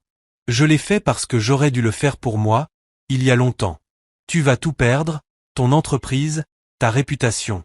Si c'est le prix à payer pour rester humain, alors je le paierai. Un long silence suivit. Puis Marcus sourit doucement. Zara, j'ai une surprise pour toi. Quoi? Fit la petite en courant vers lui. Il sortit une petite boîte de sa poche. Ouvre-la. À l'intérieur, un bracelet en argent avec 3 pendentifs, un cœur, une fleur de magnolia et une minuscule touche de piano. Pour la chanson, dit-il doucement. C'est trop joli, s'exclama Zara. Imani sentit sa gorge se serrer. Tu n'étais pas obligé. Je voulais, répondit Marcus. Vous méritez toutes les deux quelque chose qui vous appartienne. Dehors, le tonnerre gronda encore, mais lointain, s'éloignant vers l'horizon. Pour la première fois depuis des semaines, la paix semblait possible, fragile, mais réelle. Imani s'assit à côté de lui, épuisé. Et maintenant? Marcus se renversa contre le mur, la voix basse. Maintenant, on respire. On attend. Et on se prépare pour ce qui viendra ensuite. Elle hocha lentement la tête, posant une main sur son ventre. Le bébé est resté calme toute la journée. Peut-être qu'il écoute, dit Marcus avec un sourire. Peut-être qu'il apprend qu'une tempête peut aussi prendre fin. Ils restèrent assis en silence, le monde continuant de tourner dehors. Mais dans cette petite pièce, le temps semblait suspendu, juste un homme, une femme, et un enfant s'accrochant à la petite miséricorde d'un deuil qui ne les avait pas détruits. Car même dans le chaos, la bonté avait trouvé un moyen de survivre. Et, au fond, ils savaient tous les deux que la véritable tempête était encore à venir. Mais cette fois, ils ne l'affronteraient pas seuls. Le monde était redevenu calme. Mais le calme ne veut pas toujours dire paix. Parfois, il annonce simplement la prochaine explosion. Cette explosion arriva 3 nuits plus tard. La soirée avait commencé comme n'importe quelle autre. L'air dehors sentait le chèvrefeuille et la pluie de fin de printemps, et le domaine Bennett baignait dans une lumière douce. Marcus avait passé l'après-midi avec Zara, lui apprenant à jouer une petite mélodie au piano. Imani les observait depuis l'encadrement de la porte, le cœur réchauffé mais fatigué comme quelqu'un qui regarde une belle chose qu'il a peur de perdre. À l'heure du coucher, Ara se blottit contre sa poupée et demanda « Maman, quand le bébé sera là, est-ce que monsieur Marcus pourra le tenir en premier ?» La gorge d'Imani se serra. « Peut-être, » murmura-t-elle. « S'il est encore là. » Zara fronça les sourcils. « Il le sera. C'est notre ami. » Imani sourit faiblement, caressant les boucles de sa fille. « Dors, ma princesse. » Elle attendit que la respiration de l'enfant s'apaise, puis alla à la cuisine chercher un verre d'eau. Mais avant qu'elle ne boive, son téléphone vibra. Numéro inconnu. Son estomac se noua. Elle répondit malgré tout. « Tu profites du calme ?» La voix était basse, moqueuse. « Terence. Ça ne durera pas. » Sa main trembla. « Qu'est-ce que tu veux, Terence ? Tu crois avoir gagné ? Tu penses que ton petit riche peut acheter le silence ? Allons. Le monde adore les scandales plus que la vérité. Tu verras. Laisse-moi tranquille. » Il ricana. « Trop tard, ma belle. Regarde ton fil d'actu. » L'appel se coupa. Imani, tremblante, ouvrit son téléphone. Et elle le vit. Nouvelle publication, en pleine viralité. Exclusif La vérité sur le cas caritatif de Marcus Bennett. Un enregistrement prouve la liaison. Ce n'était pas vrai, mais c'était terriblement convaincant. Quelqu'un avait monté un faux enregistrement, mélangeant sa voix à celle de Marcus pour créer quelque chose d'intime et de compromettant. Imani porta la main à sa bouche, horrifiée. Puis vinrent les photos floues, prises de loin autour du domaine, et une dernière qui lui coupa les jambes. Elle assise sur le canapé, Marcus agenouillé à côté d'elle pour rattacher la chaussure de Zara. Sous le bon angle, cela ressemblait à un baiser. Sa première pensée ne fut pas la peur, mais la culpabilité parce qu'elle savait ce que cela allait lui coûter, à lui. Elle sortit en courant, pieds nus, la pluie trempant ses cheveux. Le chemin entre la maison d'hôte et la résidence principale brillait sous les lumières du jardin. Elle n'eut même pas le temps de frapper, elle ouvrit la porte. Marcus était déjà au téléphone avec Bryce, la voix tendue et glaciale. « Retrouve la trace.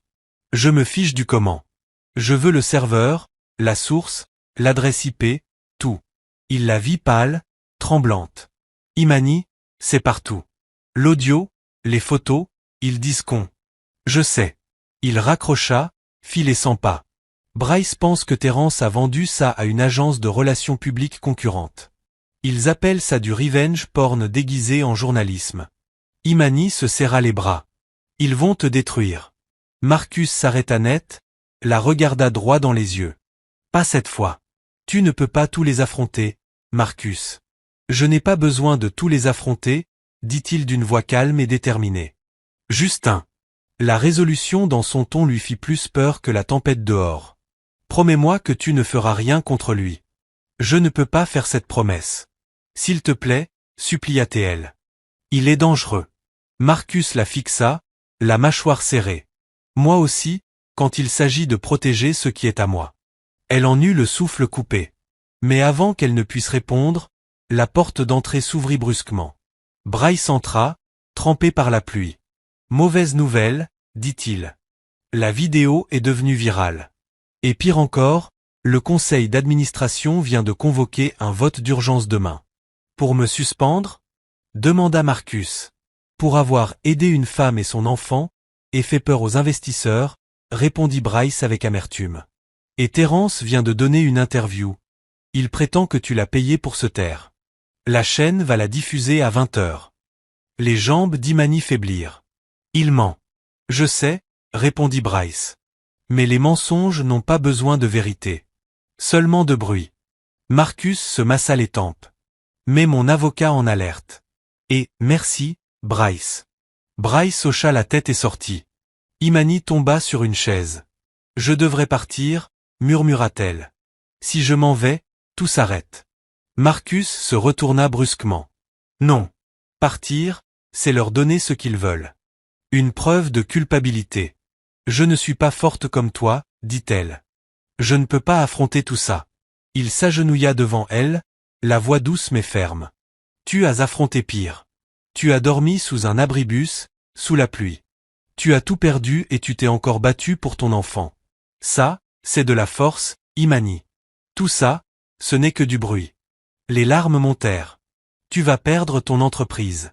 Je la reconstruirai, dit-il simplement. Mais je ne peux pas reconstruire une âme que je laisserai quelqu'un détruire. Leurs regards se croisèrent. Et, un instant, tout bruit s'effaça. La pluie, le tonnerre, le monde. Il n'y avait plus qu'eux. Puis un cri fendit le silence. Maman! Imani bondit à l'étage, le cœur battant. Zara était assise sur son lit, effrayée. Il y a une lumière rouge à la fenêtre. Gémit-elle. Imani se tourna et se figea. Un petit point rouge flottait sur le rideau. Marcus apparut derrière elle, les yeux durs. À l'étage, maintenant. Il prit Imani et Zara dans ses bras, les entraînant rapidement mais sans panique. Sécurité! Cria-t-il. 2 gardes surgirent, armes prêtes. Tireur? Drone caméra, dit Marcus en désignant la fenêtre. Un petit drone noir s'éloignait sous la pluie. Abattez-le, ordonna-t-il. Les gardes sortirent. Imani, tremblante, serra Hara contre elle. Il nous surveille. Marcus posa ses mains sur ses épaules. Pas pour longtemps. À l'aube, la tempête s'était calmée, mais pas le chaos. L'équipe de communication de Marcus avait travaillé toute la nuit. Suppression de liens, plainte légale, démenti. Mais les images avaient déjà été copiées des milliers de fois. Imani, épuisée, était assise sur le canapé, Hara endormie sur ses genoux. Marcus entra doucement, costume froissé, cravate absente. C'est presque fini, dit-il. Elle leva les yeux, vidés. Ils ne s'arrêteront jamais. Ils s'arrêteront quand lui aura cessé de parler, répondit Marcus, la voix sombre. Le cœur d'Imani se serra. Que as-tu fait? Il hésita. Je l'ai confronté. Marcus, quoi? Je l'ai trouvé dans un motel à Edgewood, expliqua-t-il. J'ai tenté de le soudoyer pour récupérer les originaux. Et? Il a refusé. Il disait avoir des copies. Alors? Les yeux de Marcus se durcirent. Alors je lui ai rappelé à qui il avait affaire. Tu l'as blessé? Non. Mais je lui ai fait croire que je le pouvais. Imani chercha son regard. Tu risques tout, pour moi. Pas pour toi, corrigea-t-il. Pour nous. Tu ne sais même pas s'il y a un nous. Il sourit doucement. Laisse-moi le découvrir. Le silence entre eux était dense, chargé d'émotions retenues. Imani fit un pas, puis un autre. Tu ne devrais pas me vouloir, murmura-t-elle. Pas après tout ça. Il la regarda, les yeux profonds. C'est justement à cause de tout ça que je te veux. Et avant qu'aucun d'eux n'y pense, il l'embrassa. Doucement. Tremblant. Désespéré. Le moment éclata comme un rayon de soleil après la pluie, bref, intense, rempli de tout ce qu'il n'avait jamais dit. Quand ils se séparèrent, les larmes d'Imani scintillaient dans la pénombre. Cela change tout, murmura-t-elle. J'espère bien, répondit-il à voix basse. Mais à peine la paix s'était-elle installée que le téléphone de Marcus vibra. Il regarda l'écran et se figea. Un message de Bryce. Terence a disparu. Sa voiture a été retrouvée près de la rivière. Marcus sentit sa poitrine se serrer. Non. Qu'est-ce qui se passe? Demanda Imani, les yeux écarquillés. Il resta immobile, regardant l'aube rosir le ciel. Je ne sais pas, dit-il lentement. Mais quoi que ce soit, ce n'est pas fini. Au loin, les sirènes commencèrent à hurler, déchirant le fragile silence comme un avertissement du destin lui-même. Le lendemain matin, Atlanta se réveilla dans un étrange calme. Celui qui suit la catastrophe, avant que la ville ne comprenne vraiment ce qui vient de se passer. Le domaine des Bennett semblait plus froid que jamais, même si la lumière du soleil inondait les larges fenêtres.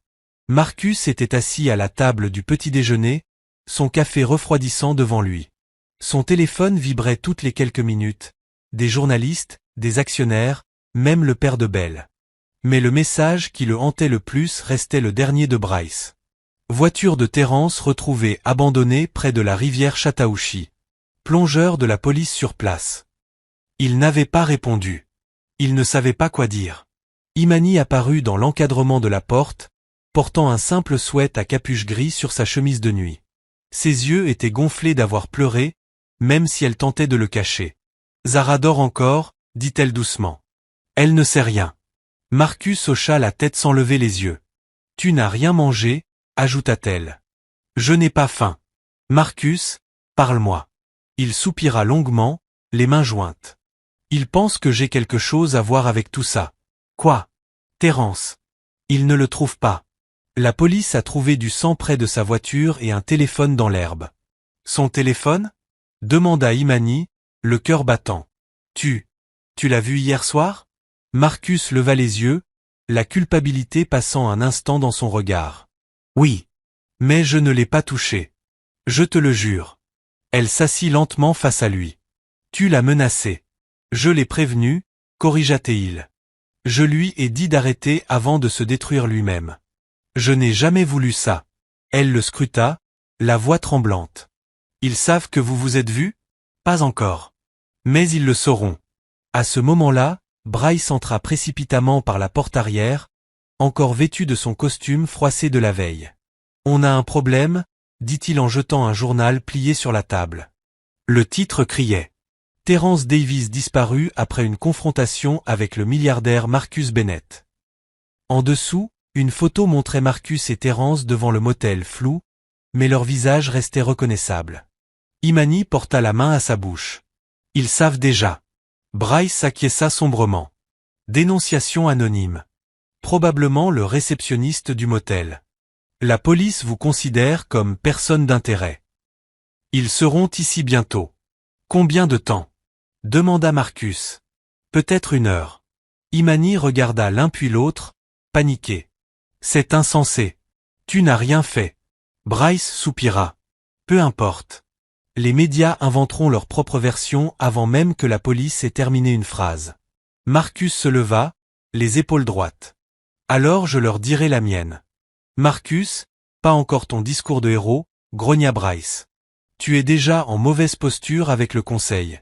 Si tu parles sans avocat, tu te condamnes toi-même. Marcus l'ignora et tourna les yeux vers Imani. Je t'ai promis de te protéger. Ça n'a pas changé. Des larmes montèrent dans les yeux d'Imani. Tu ne peux protéger personne d'un mensonge aussi grand. J'essaierai quand même, répondit-il doucement. En fin de matinée, 2 détectives arrivèrent dans des voitures banalisées. Leur attitude n'était pas agressive, mais leur présence emplissait l'air d'inquiétude. L'une d'elles, une femme grande aux yeux perçants nommée inspectrice Rowe, parla d'un ton clair mais ferme.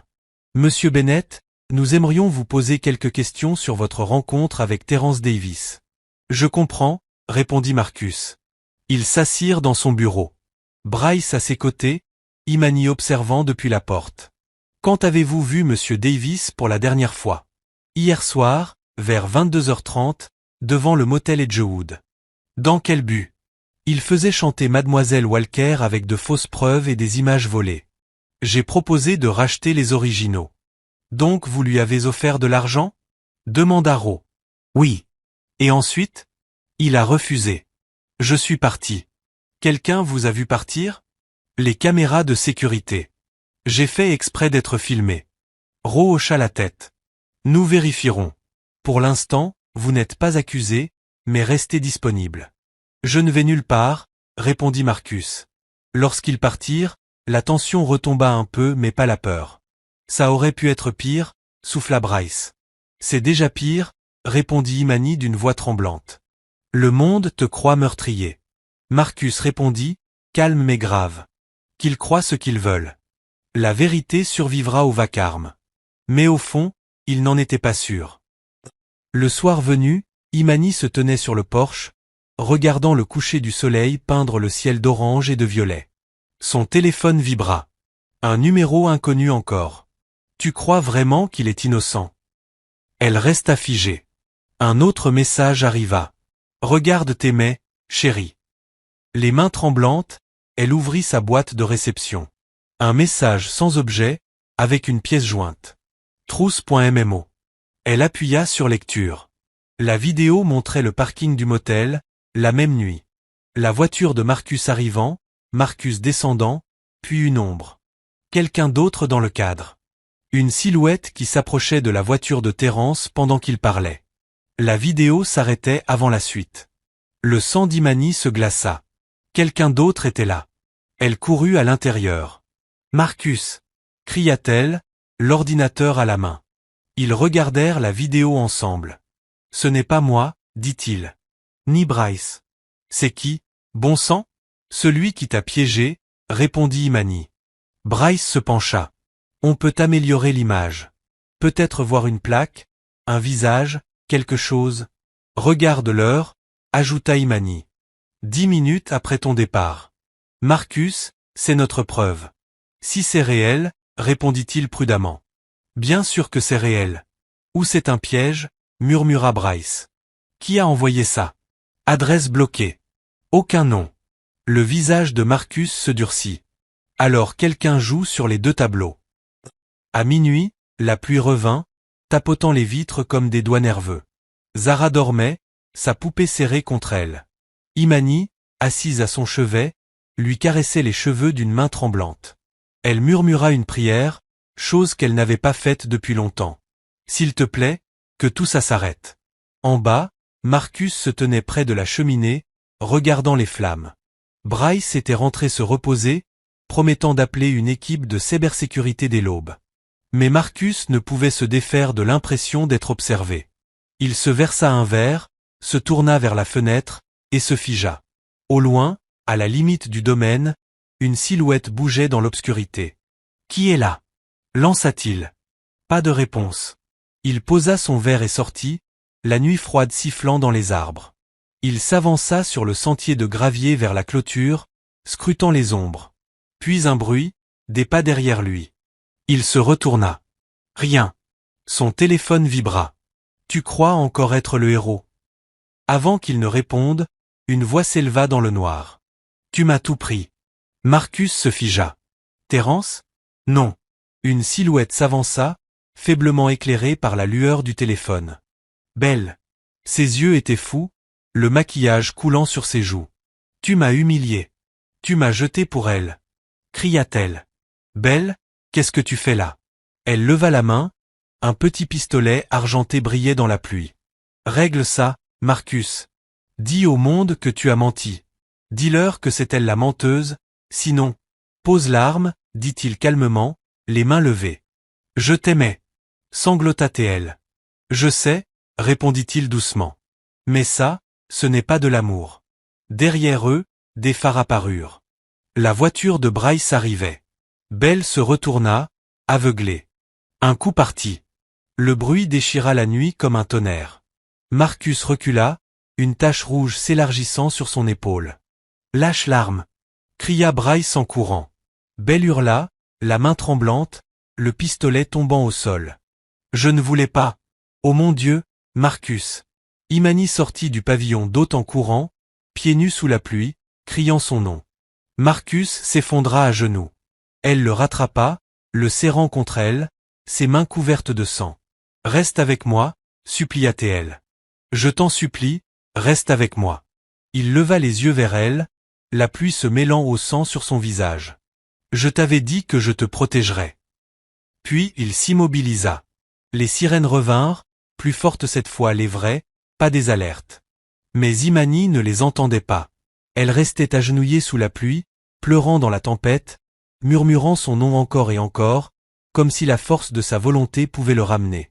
Et quelque part, au-delà du chaos, la ville d'Atlanta continuait de tourner, inconsciente qu'une vie venait de se briser pour en sauver une autre. Les sirènes cousaient la nuit de bandes rouges et bleues. Imani prit place à l'avant de l'ambulance, une main posée sur le tableau de bord, l'autre plaquée contre sa bouche pour ne pas éclater en sanglots.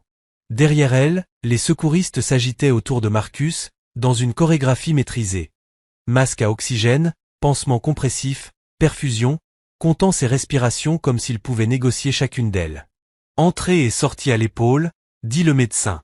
Pouls présent. Restez avec nous, monsieur Bennett. Imani ne cessait de murmurer les seuls mots auxquels elle pouvait se raccrocher. On veille l'un sur l'autre. On veille l'un sur l'autre. Ce mantra était un fil, et elle refusait qu'il casse. De retour au domaine, les gyrophares baignaient les magnolias d'une lumière crue. Belle était assise sur le trottoir, les mains menottées et tremblantes, le mascara coulant sur ses joues. C'était pas censé partir, sanglotait-elle face à la détective Rowe, accroupie, calme et ferme. Le regard de Rowe glissa du pistolet vers la scène. Mettez l'arme sous scellé. Notez la sécurité. Et prenez son téléphone. Elle ajouta au technicien, je veux tous ces messages depuis hier. À Grady Hospital, on poussa Marcus à travers des portes d'acier, sous des lumières éblouissantes. Imani suivit jusqu'au seuil, mais une infirmière leva la main. On vous tiendra informé, dit-elle. Vous ne pouvez pas entrer.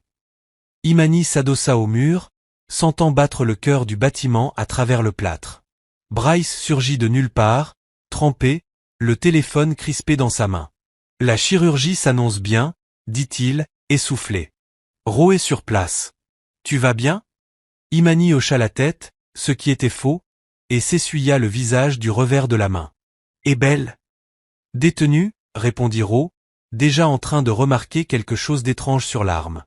Ses yeux se tournèrent vers les portes battantes. On va le tirer d'affaire. Quelques instants plus tard, la détective revint, flanquée d'un technicien tenant un sac de preuves. L'arme est propre, dit-elle, les yeux plissés. Trop propre. La sécurité semble avoir été changée, et les empreintes ont été effacées même sur le chargeur. Elle se tourna vers son partenaire. Analyse son GPS. Si cette arme vient d'un autre lieu, je veux la trace. Bryce sortit une tablette et lança une vidéo floue. Le clip anonyme qu'Imani avait reçu la nuit où Terrence avait disparu. On l'a amélioré, dit-il en avançant image par image. Dans un reflet de pare-choc, un écusson apparut argenté sur fond noir. Rowe se pencha. Morgan et Cole, murmura-t-elle. Le cabinet du père de Belle, confirma Bryce. Ce qui veut dire qu'au moins un de leurs véhicules était au motel la nuit où Terrence a disparu. Le téléphone d'Imani vibra. Numéro masqué. Un nouvel email glissa dans sa boîte. Objet regarde encore. Les mains tremblantes, elle ouvrit la pièce jointe. La vidéo était plus sombre, filmée à travers une fente de porte, mais l'image frappa net. Terrence, vivant, les poignets attachés à une chaise métallique, la bouche bâillonnée. Derrière lui, sur la tôle ondulée, un mur peint. Tourbillon turquoise, pêche dorée, un mot pochoir Beltline. Je connais cette fresque, Alta Imani. C'est près du cours prénatal. Les box d'Iar derrière le bar à jus. Rangée C, celle avec la pêche, dit Rowe déjà en mouvement. On y va. Ils montèrent dans une voiture banalisée. Rowe au volant, Bryce donnant l'adresse à la radio. Atlanta se brouilla en un mélange de peur et de réflexe. Imani garda les mains sur son ventre, murmurant à son bébé pour se calmer. Tout va bien. Tout va bien. Ils arrivèrent dans l'allée, phares éteints. Le partenaire de Rowe glissa un coupe-boulon dans le cadenas, compta 3, 2, 1 et tira la porte. L'odeur arriva la première, métallique, rance. Puis la silhouette. Terrence, clignant des yeux face à la lumière. Ne tirez pas, cria-t-il avant de reconnaître Imani. Il s'affaissa. Oh, bon sang. Rowe rengaina son arme. Tu es en vie. C'est un début. L'ambulance arrive.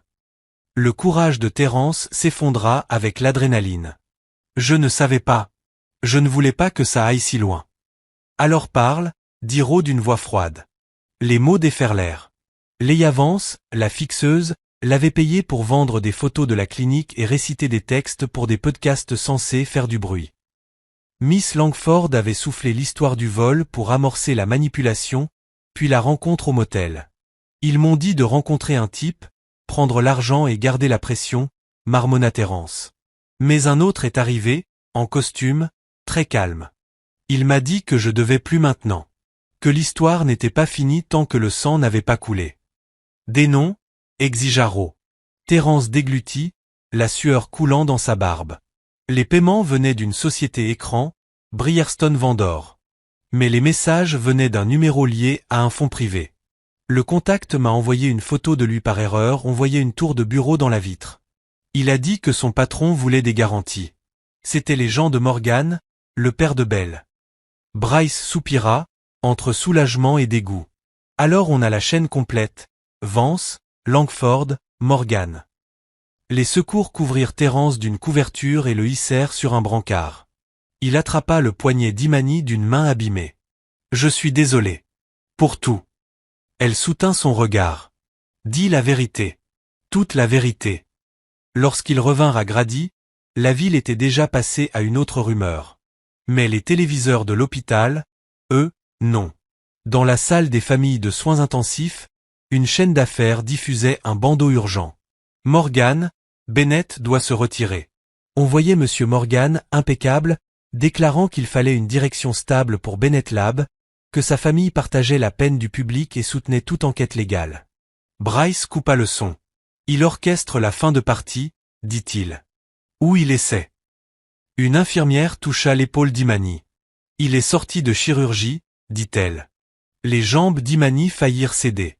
Le docteur dit que les vaisseaux principaux n'ont pas été touchés. Il est sous sédation, mais stable.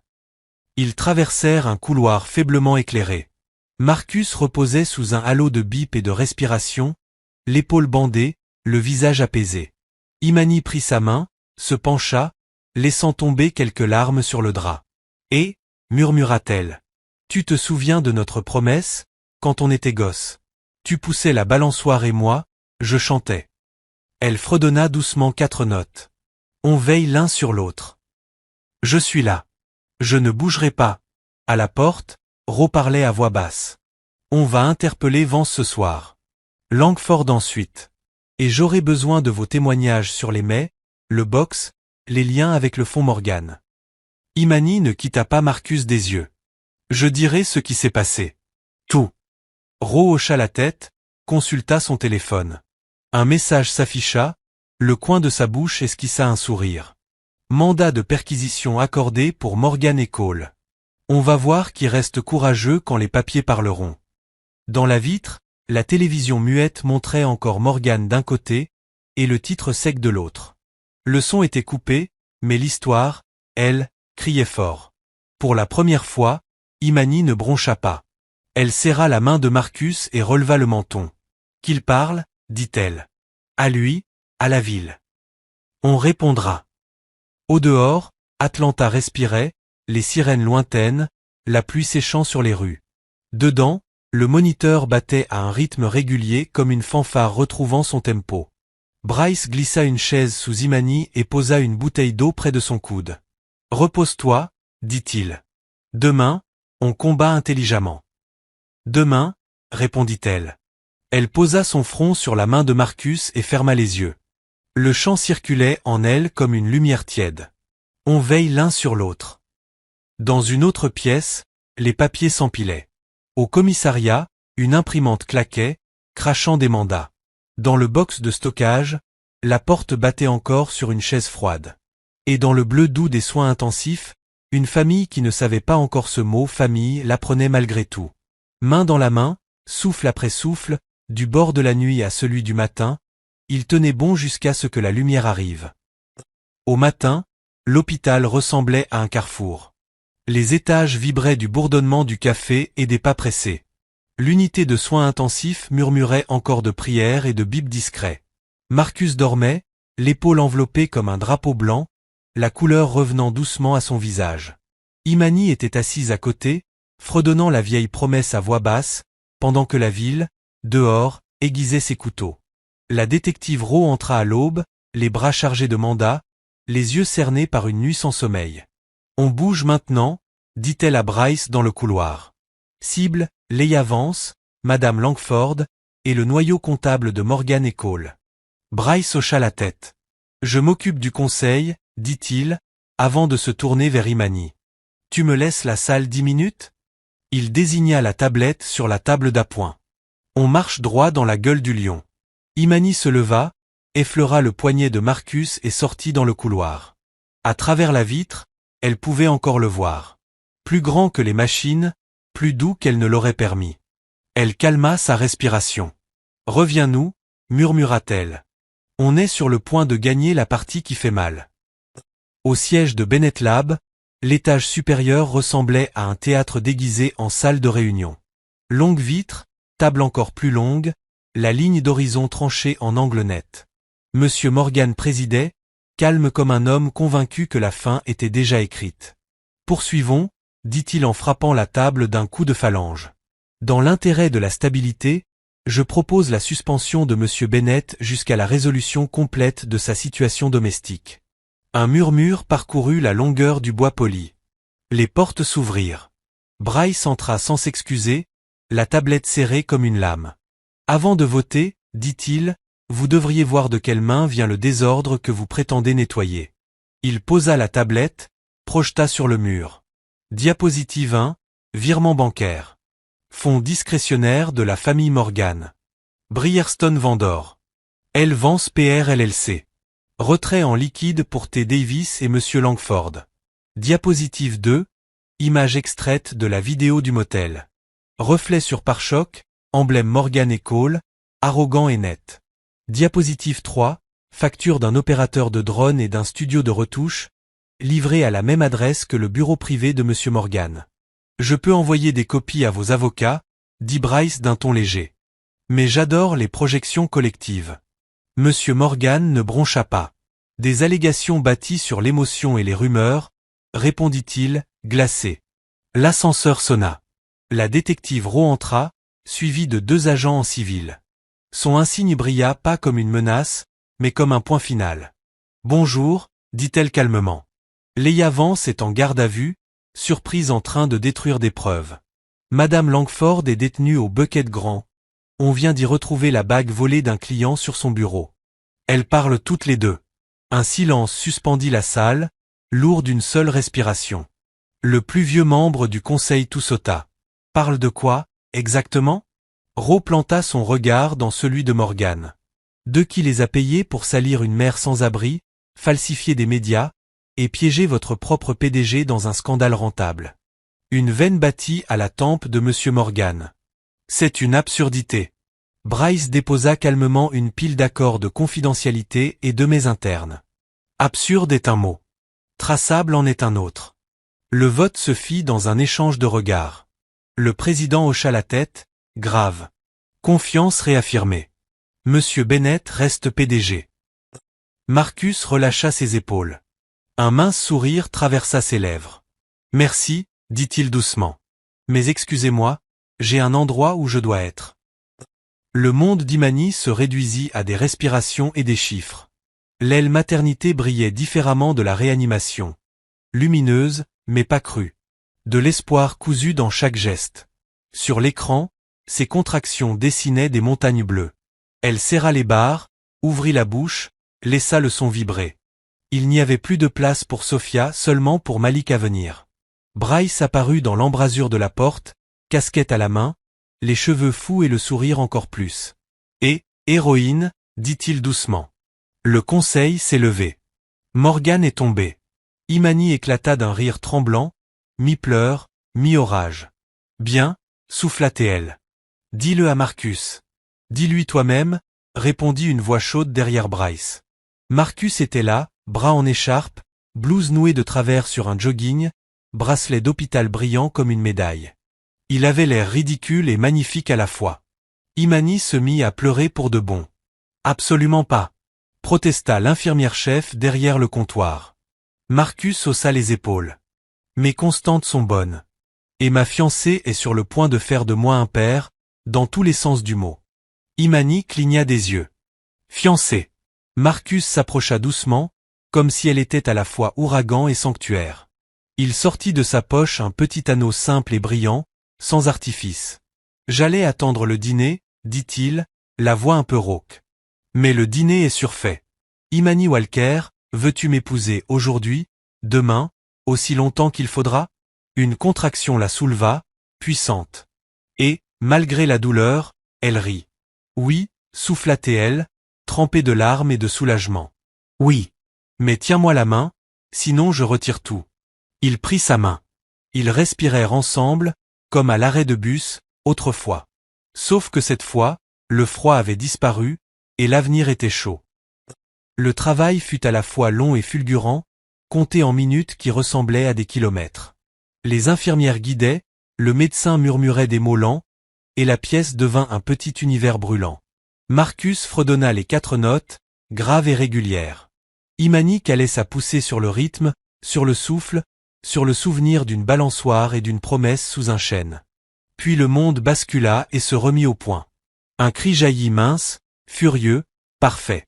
Le médecin posa sur sa poitrine un petit garçon chaud et vivant, les poings serrés comme s'il avait déjà une opinion sur le destin. « Salut, Malik » murmura-t-elle, le nom tombant comme une couronne. « Tu y es arrivé. » Marcus pleurait sans honte, le front contre le sien, son bras blessé heurtant la rambarde.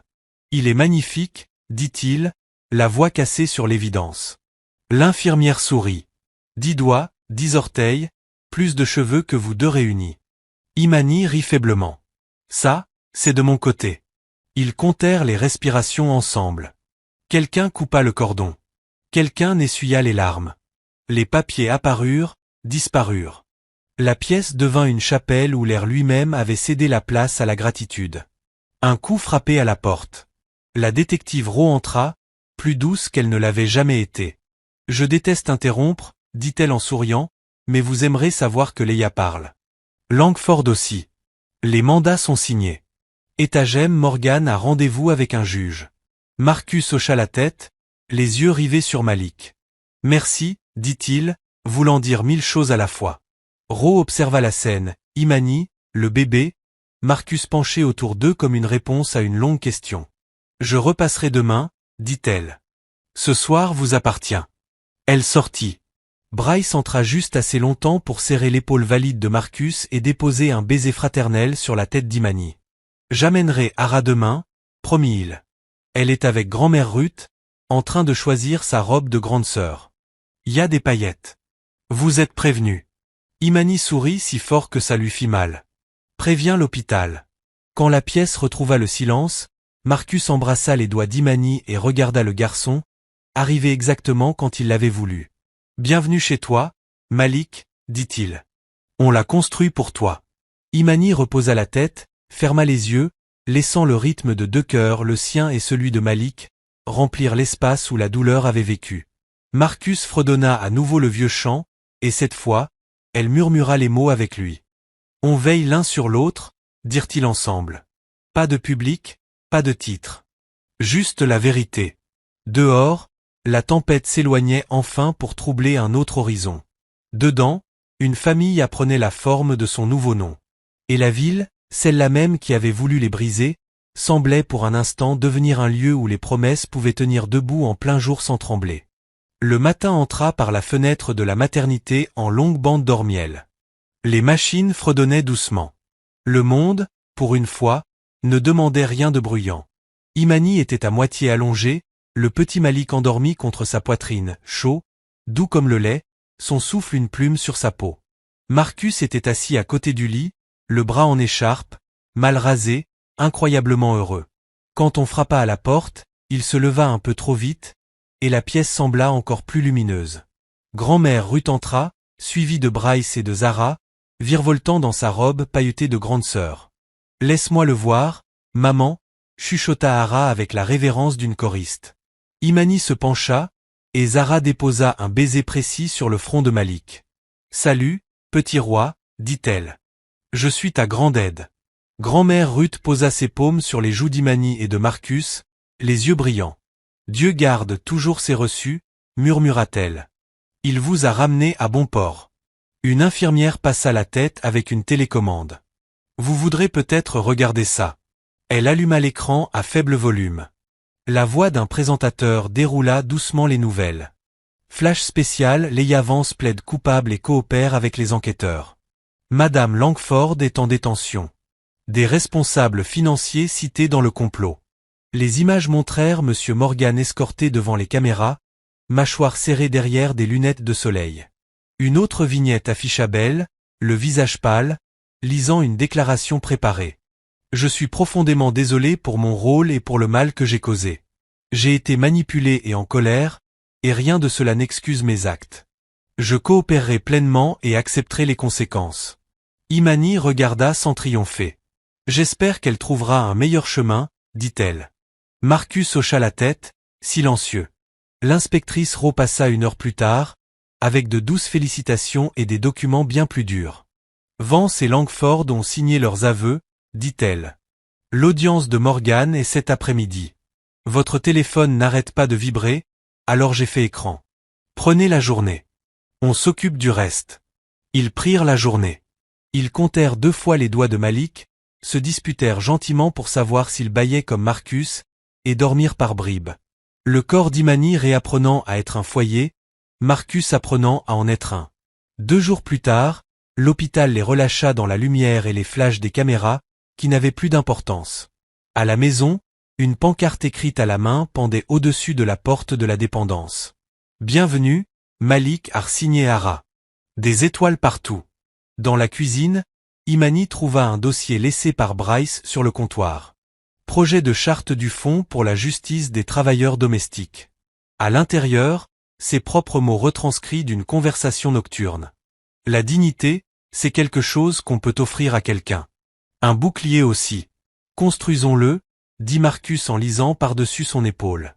Seulement si on commence là où ça a fait mal, répondit Imani. À l'hôtel. Ils retournèrent au Bucket Grand, sans colère, mais avec des témoins. Le directeur général les reçut dans la mezzanine, les mains jointes, l'air propre et citronné. Madame Walker, dit-il, au nom de cet hôtel, il chercha ses mots, nous sommes désolés. Vous avez été lésés ici. Il signa un chèque de salaire dû et de dommages, ainsi qu'un engagement de formation du personnel dirigé par une coalition de travailleurs. Le bureau à moitié vidé de Madame Langford resta fermé, symbole d'une porte qui n'aurait jamais dû s'ouvrir. Un journaliste les interpella à la sortie. Madame Walker, allez-vous accepter un rôle public avec l'hôtel? Non, répondit-elle. On construit mieux qu'une tournée d'excuses. On construit un fond et une voie pour que la prochaine femme ne soit pas seule à un arrêt de bus. Chez Bennett Lab, Marcus signa une note de service dans l'atrium lumineux, pendant que les ingénieurs applaudissaient depuis les balcons. Aide au logement d'urgence pour les employés en crise. Aide juridique sur appel. Temps payé pour bénévolat en refuge. Il ne fut pas triomphaliste. Toujours en écharpe, il dit calmement. Ce n'est pas de la philanthropie. C'est de la responsabilité. Le mariage. Quand il arriva, ce fut comme un souffle qu'on retenait depuis trop longtemps. Un jardin rempli de magnolias, un chêne décoré de rubans, des chaises modestes sur la pelouse. Pas de presse, pas de cristal. Grand-mère Ruth bénit les alliances chauffées dans les paumes. Bryce fit la lecture et pleura dans sa cravate à mi-chemin. Zara, sérieuse dans sa robe à paillettes, lança les pétales comme des promesses. Marcus et Imani se tinrent dans la lumière et se choisirent sans spectacle. Ta main? Demanda Marcus. Toujours, répondit Imani. Le vieux chant monta dans les accords de guitare, souvenir devenu musique. Ils s'embrassèrent, et les petits applaudissements devinrent grands. Après le gâteau et les rires, un coursier arriva avec une enveloppe du tribunal. Demande d'adoption par le beau-parent de Malik Bennett Walker déposée. Demande de tutelle temporaire pour Zara, en attente d'une adoption similaire. Le juge y notait l'absence de père légal au dossier et la stabilité manifeste du foyer actuel. Imani fixa les signatures. Elles sont à nous, chuchota-t-elle, non pas par possession, mais par appartenance. Marcus l'embrassa sur la tête. Nous l'étions bien avant le papier. L'audience de Terence.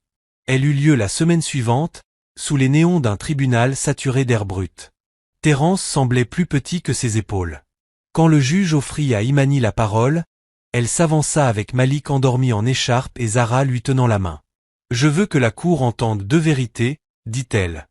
Ce qu'il a fait était une violence. Et il reste un être humain. Sa voix ne trembla pas. Je demande une responsabilité qui enseigne, réhabilitation obligatoire, formation professionnelle et assez de temps pour faire un autre choix la prochaine fois. Le juge l'observa longuement, puis prononça une peine qui ressemblait à la fois à une attente et à une ouverture. Peine réduite, programme obligatoire, crédit de coopération. En sortant, Terence croisa le regard d'Imani. Elle lui offrit un léger signe de tête, pas une porte, juste une reconnaissance humaine dans un lieu qui les oublie souvent. L'été. L'été arriva enfin, chaud et clair. Le Fonds pour la justice des travailleurs domestiques fut lancé dans une salle communautaire aux chaises pliantes et aux ponches rouges. Une frise murale retraçait l'histoire, du licenciement à la solidarité. Bennett Lab finança la première année d'un seul trait. Le Bucket Grand finança le projet pilote de formation. Imani parla 7 minutes. Pas de larmes. Pas de mise en scène. Si vous étiez invisible hier, venez écrire votre nom ici. On vous voit. Ils coupèrent un ruban dans le West End, devant un immeuble rénové en briques. La maison Ruth et Alta, du nom de leur grand-mère. Une mère de jumeaux emménagea le jour même. Un petit garçon trouva le piano de la salle de jeu et tapa dessus joyeusement, jusqu'à ce qu'on lui apprenne les 4 notes. Belle vint à l'inauguration, robe simple, badge de service communautaire au cou. Elle attendit près de la table de limonade, puis s'approcha d'eux les mains ouvertes. « Je suis désolée, dit-elle simplement. Il me faudra longtemps pour réparer les parts de moi qui ont brisé les autres. J'ai commencé. Imani hocha la tête. Marcus répondit. Ça compte. Ils prirent une photo ensemble, pour eux seuls, sans la publier nulle part. Et après, les adoptions furent finalisées des mois plus tard, dans un bureau de juge décoré de jouets. Malik dormit tout du long. Zara demanda si un nouveau nom voulait dire un nouvel anniversaire. Le juge rit. Non, mais vous aurez plus de gâteaux.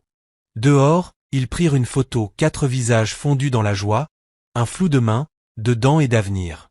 Un samedi qui ressemblait exactement à celui qu'ils avaient toujours espéré. De retour au West End Park, les balançoires avaient été repeintes par des bénévoles. L'épicerie du coin tenait encore debout, toujours pleine de sodas raisins et de ragots.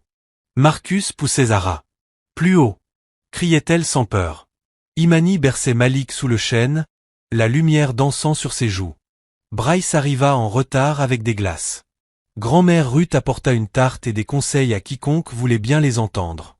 Écoutez, dit Imani. Le vent se leva. Plus loin, une radio cousait du vieux R&B à un refrain nouveau. Marcus fredonna le chant. Zara le rejoignit, puis Imani, puis même Bryce, dans une tonalité qui n'existait pas mais qui sonnait juste. Les 4 notes traversèrent les balançoires, les boutiques, les gros titres et les couloirs. Le son d'une promesse qui avait appris à tenir debout. On veille les uns sur les autres, dit Imani. Marcus hocha la tête, les yeux tournés vers les 3 personnes qui avaient redéfini sa richesse. Tous les jours, cria Hara en se balançant vers le soleil. Derrière eux, le panneau du refuge scintillait. À l'autre bout de la ville, une classe d'hôtel apprenait quoi ne pas faire, et surtout qui être. Dans l'atrium d'un labo, une note interne annonçait la 100e aide discrète offerte à quelqu'un qui avait juste besoin d'une porte ouverte. Et dans ce petit carré d'après-midi, rien n'était sombre. Tout était clair, ordinaire et juste. Le grincement des chaînes, le soupir d'un bébé, une promesse qui n'avait plus besoin de témoins. Ils avaient écrit la fin ensemble. Et elle sonnait comme un foyer. Voici la fin de l'histoire. Si j'ai pu illuminer ta journée, écris en commentaire. Tu as illuminé ma journée.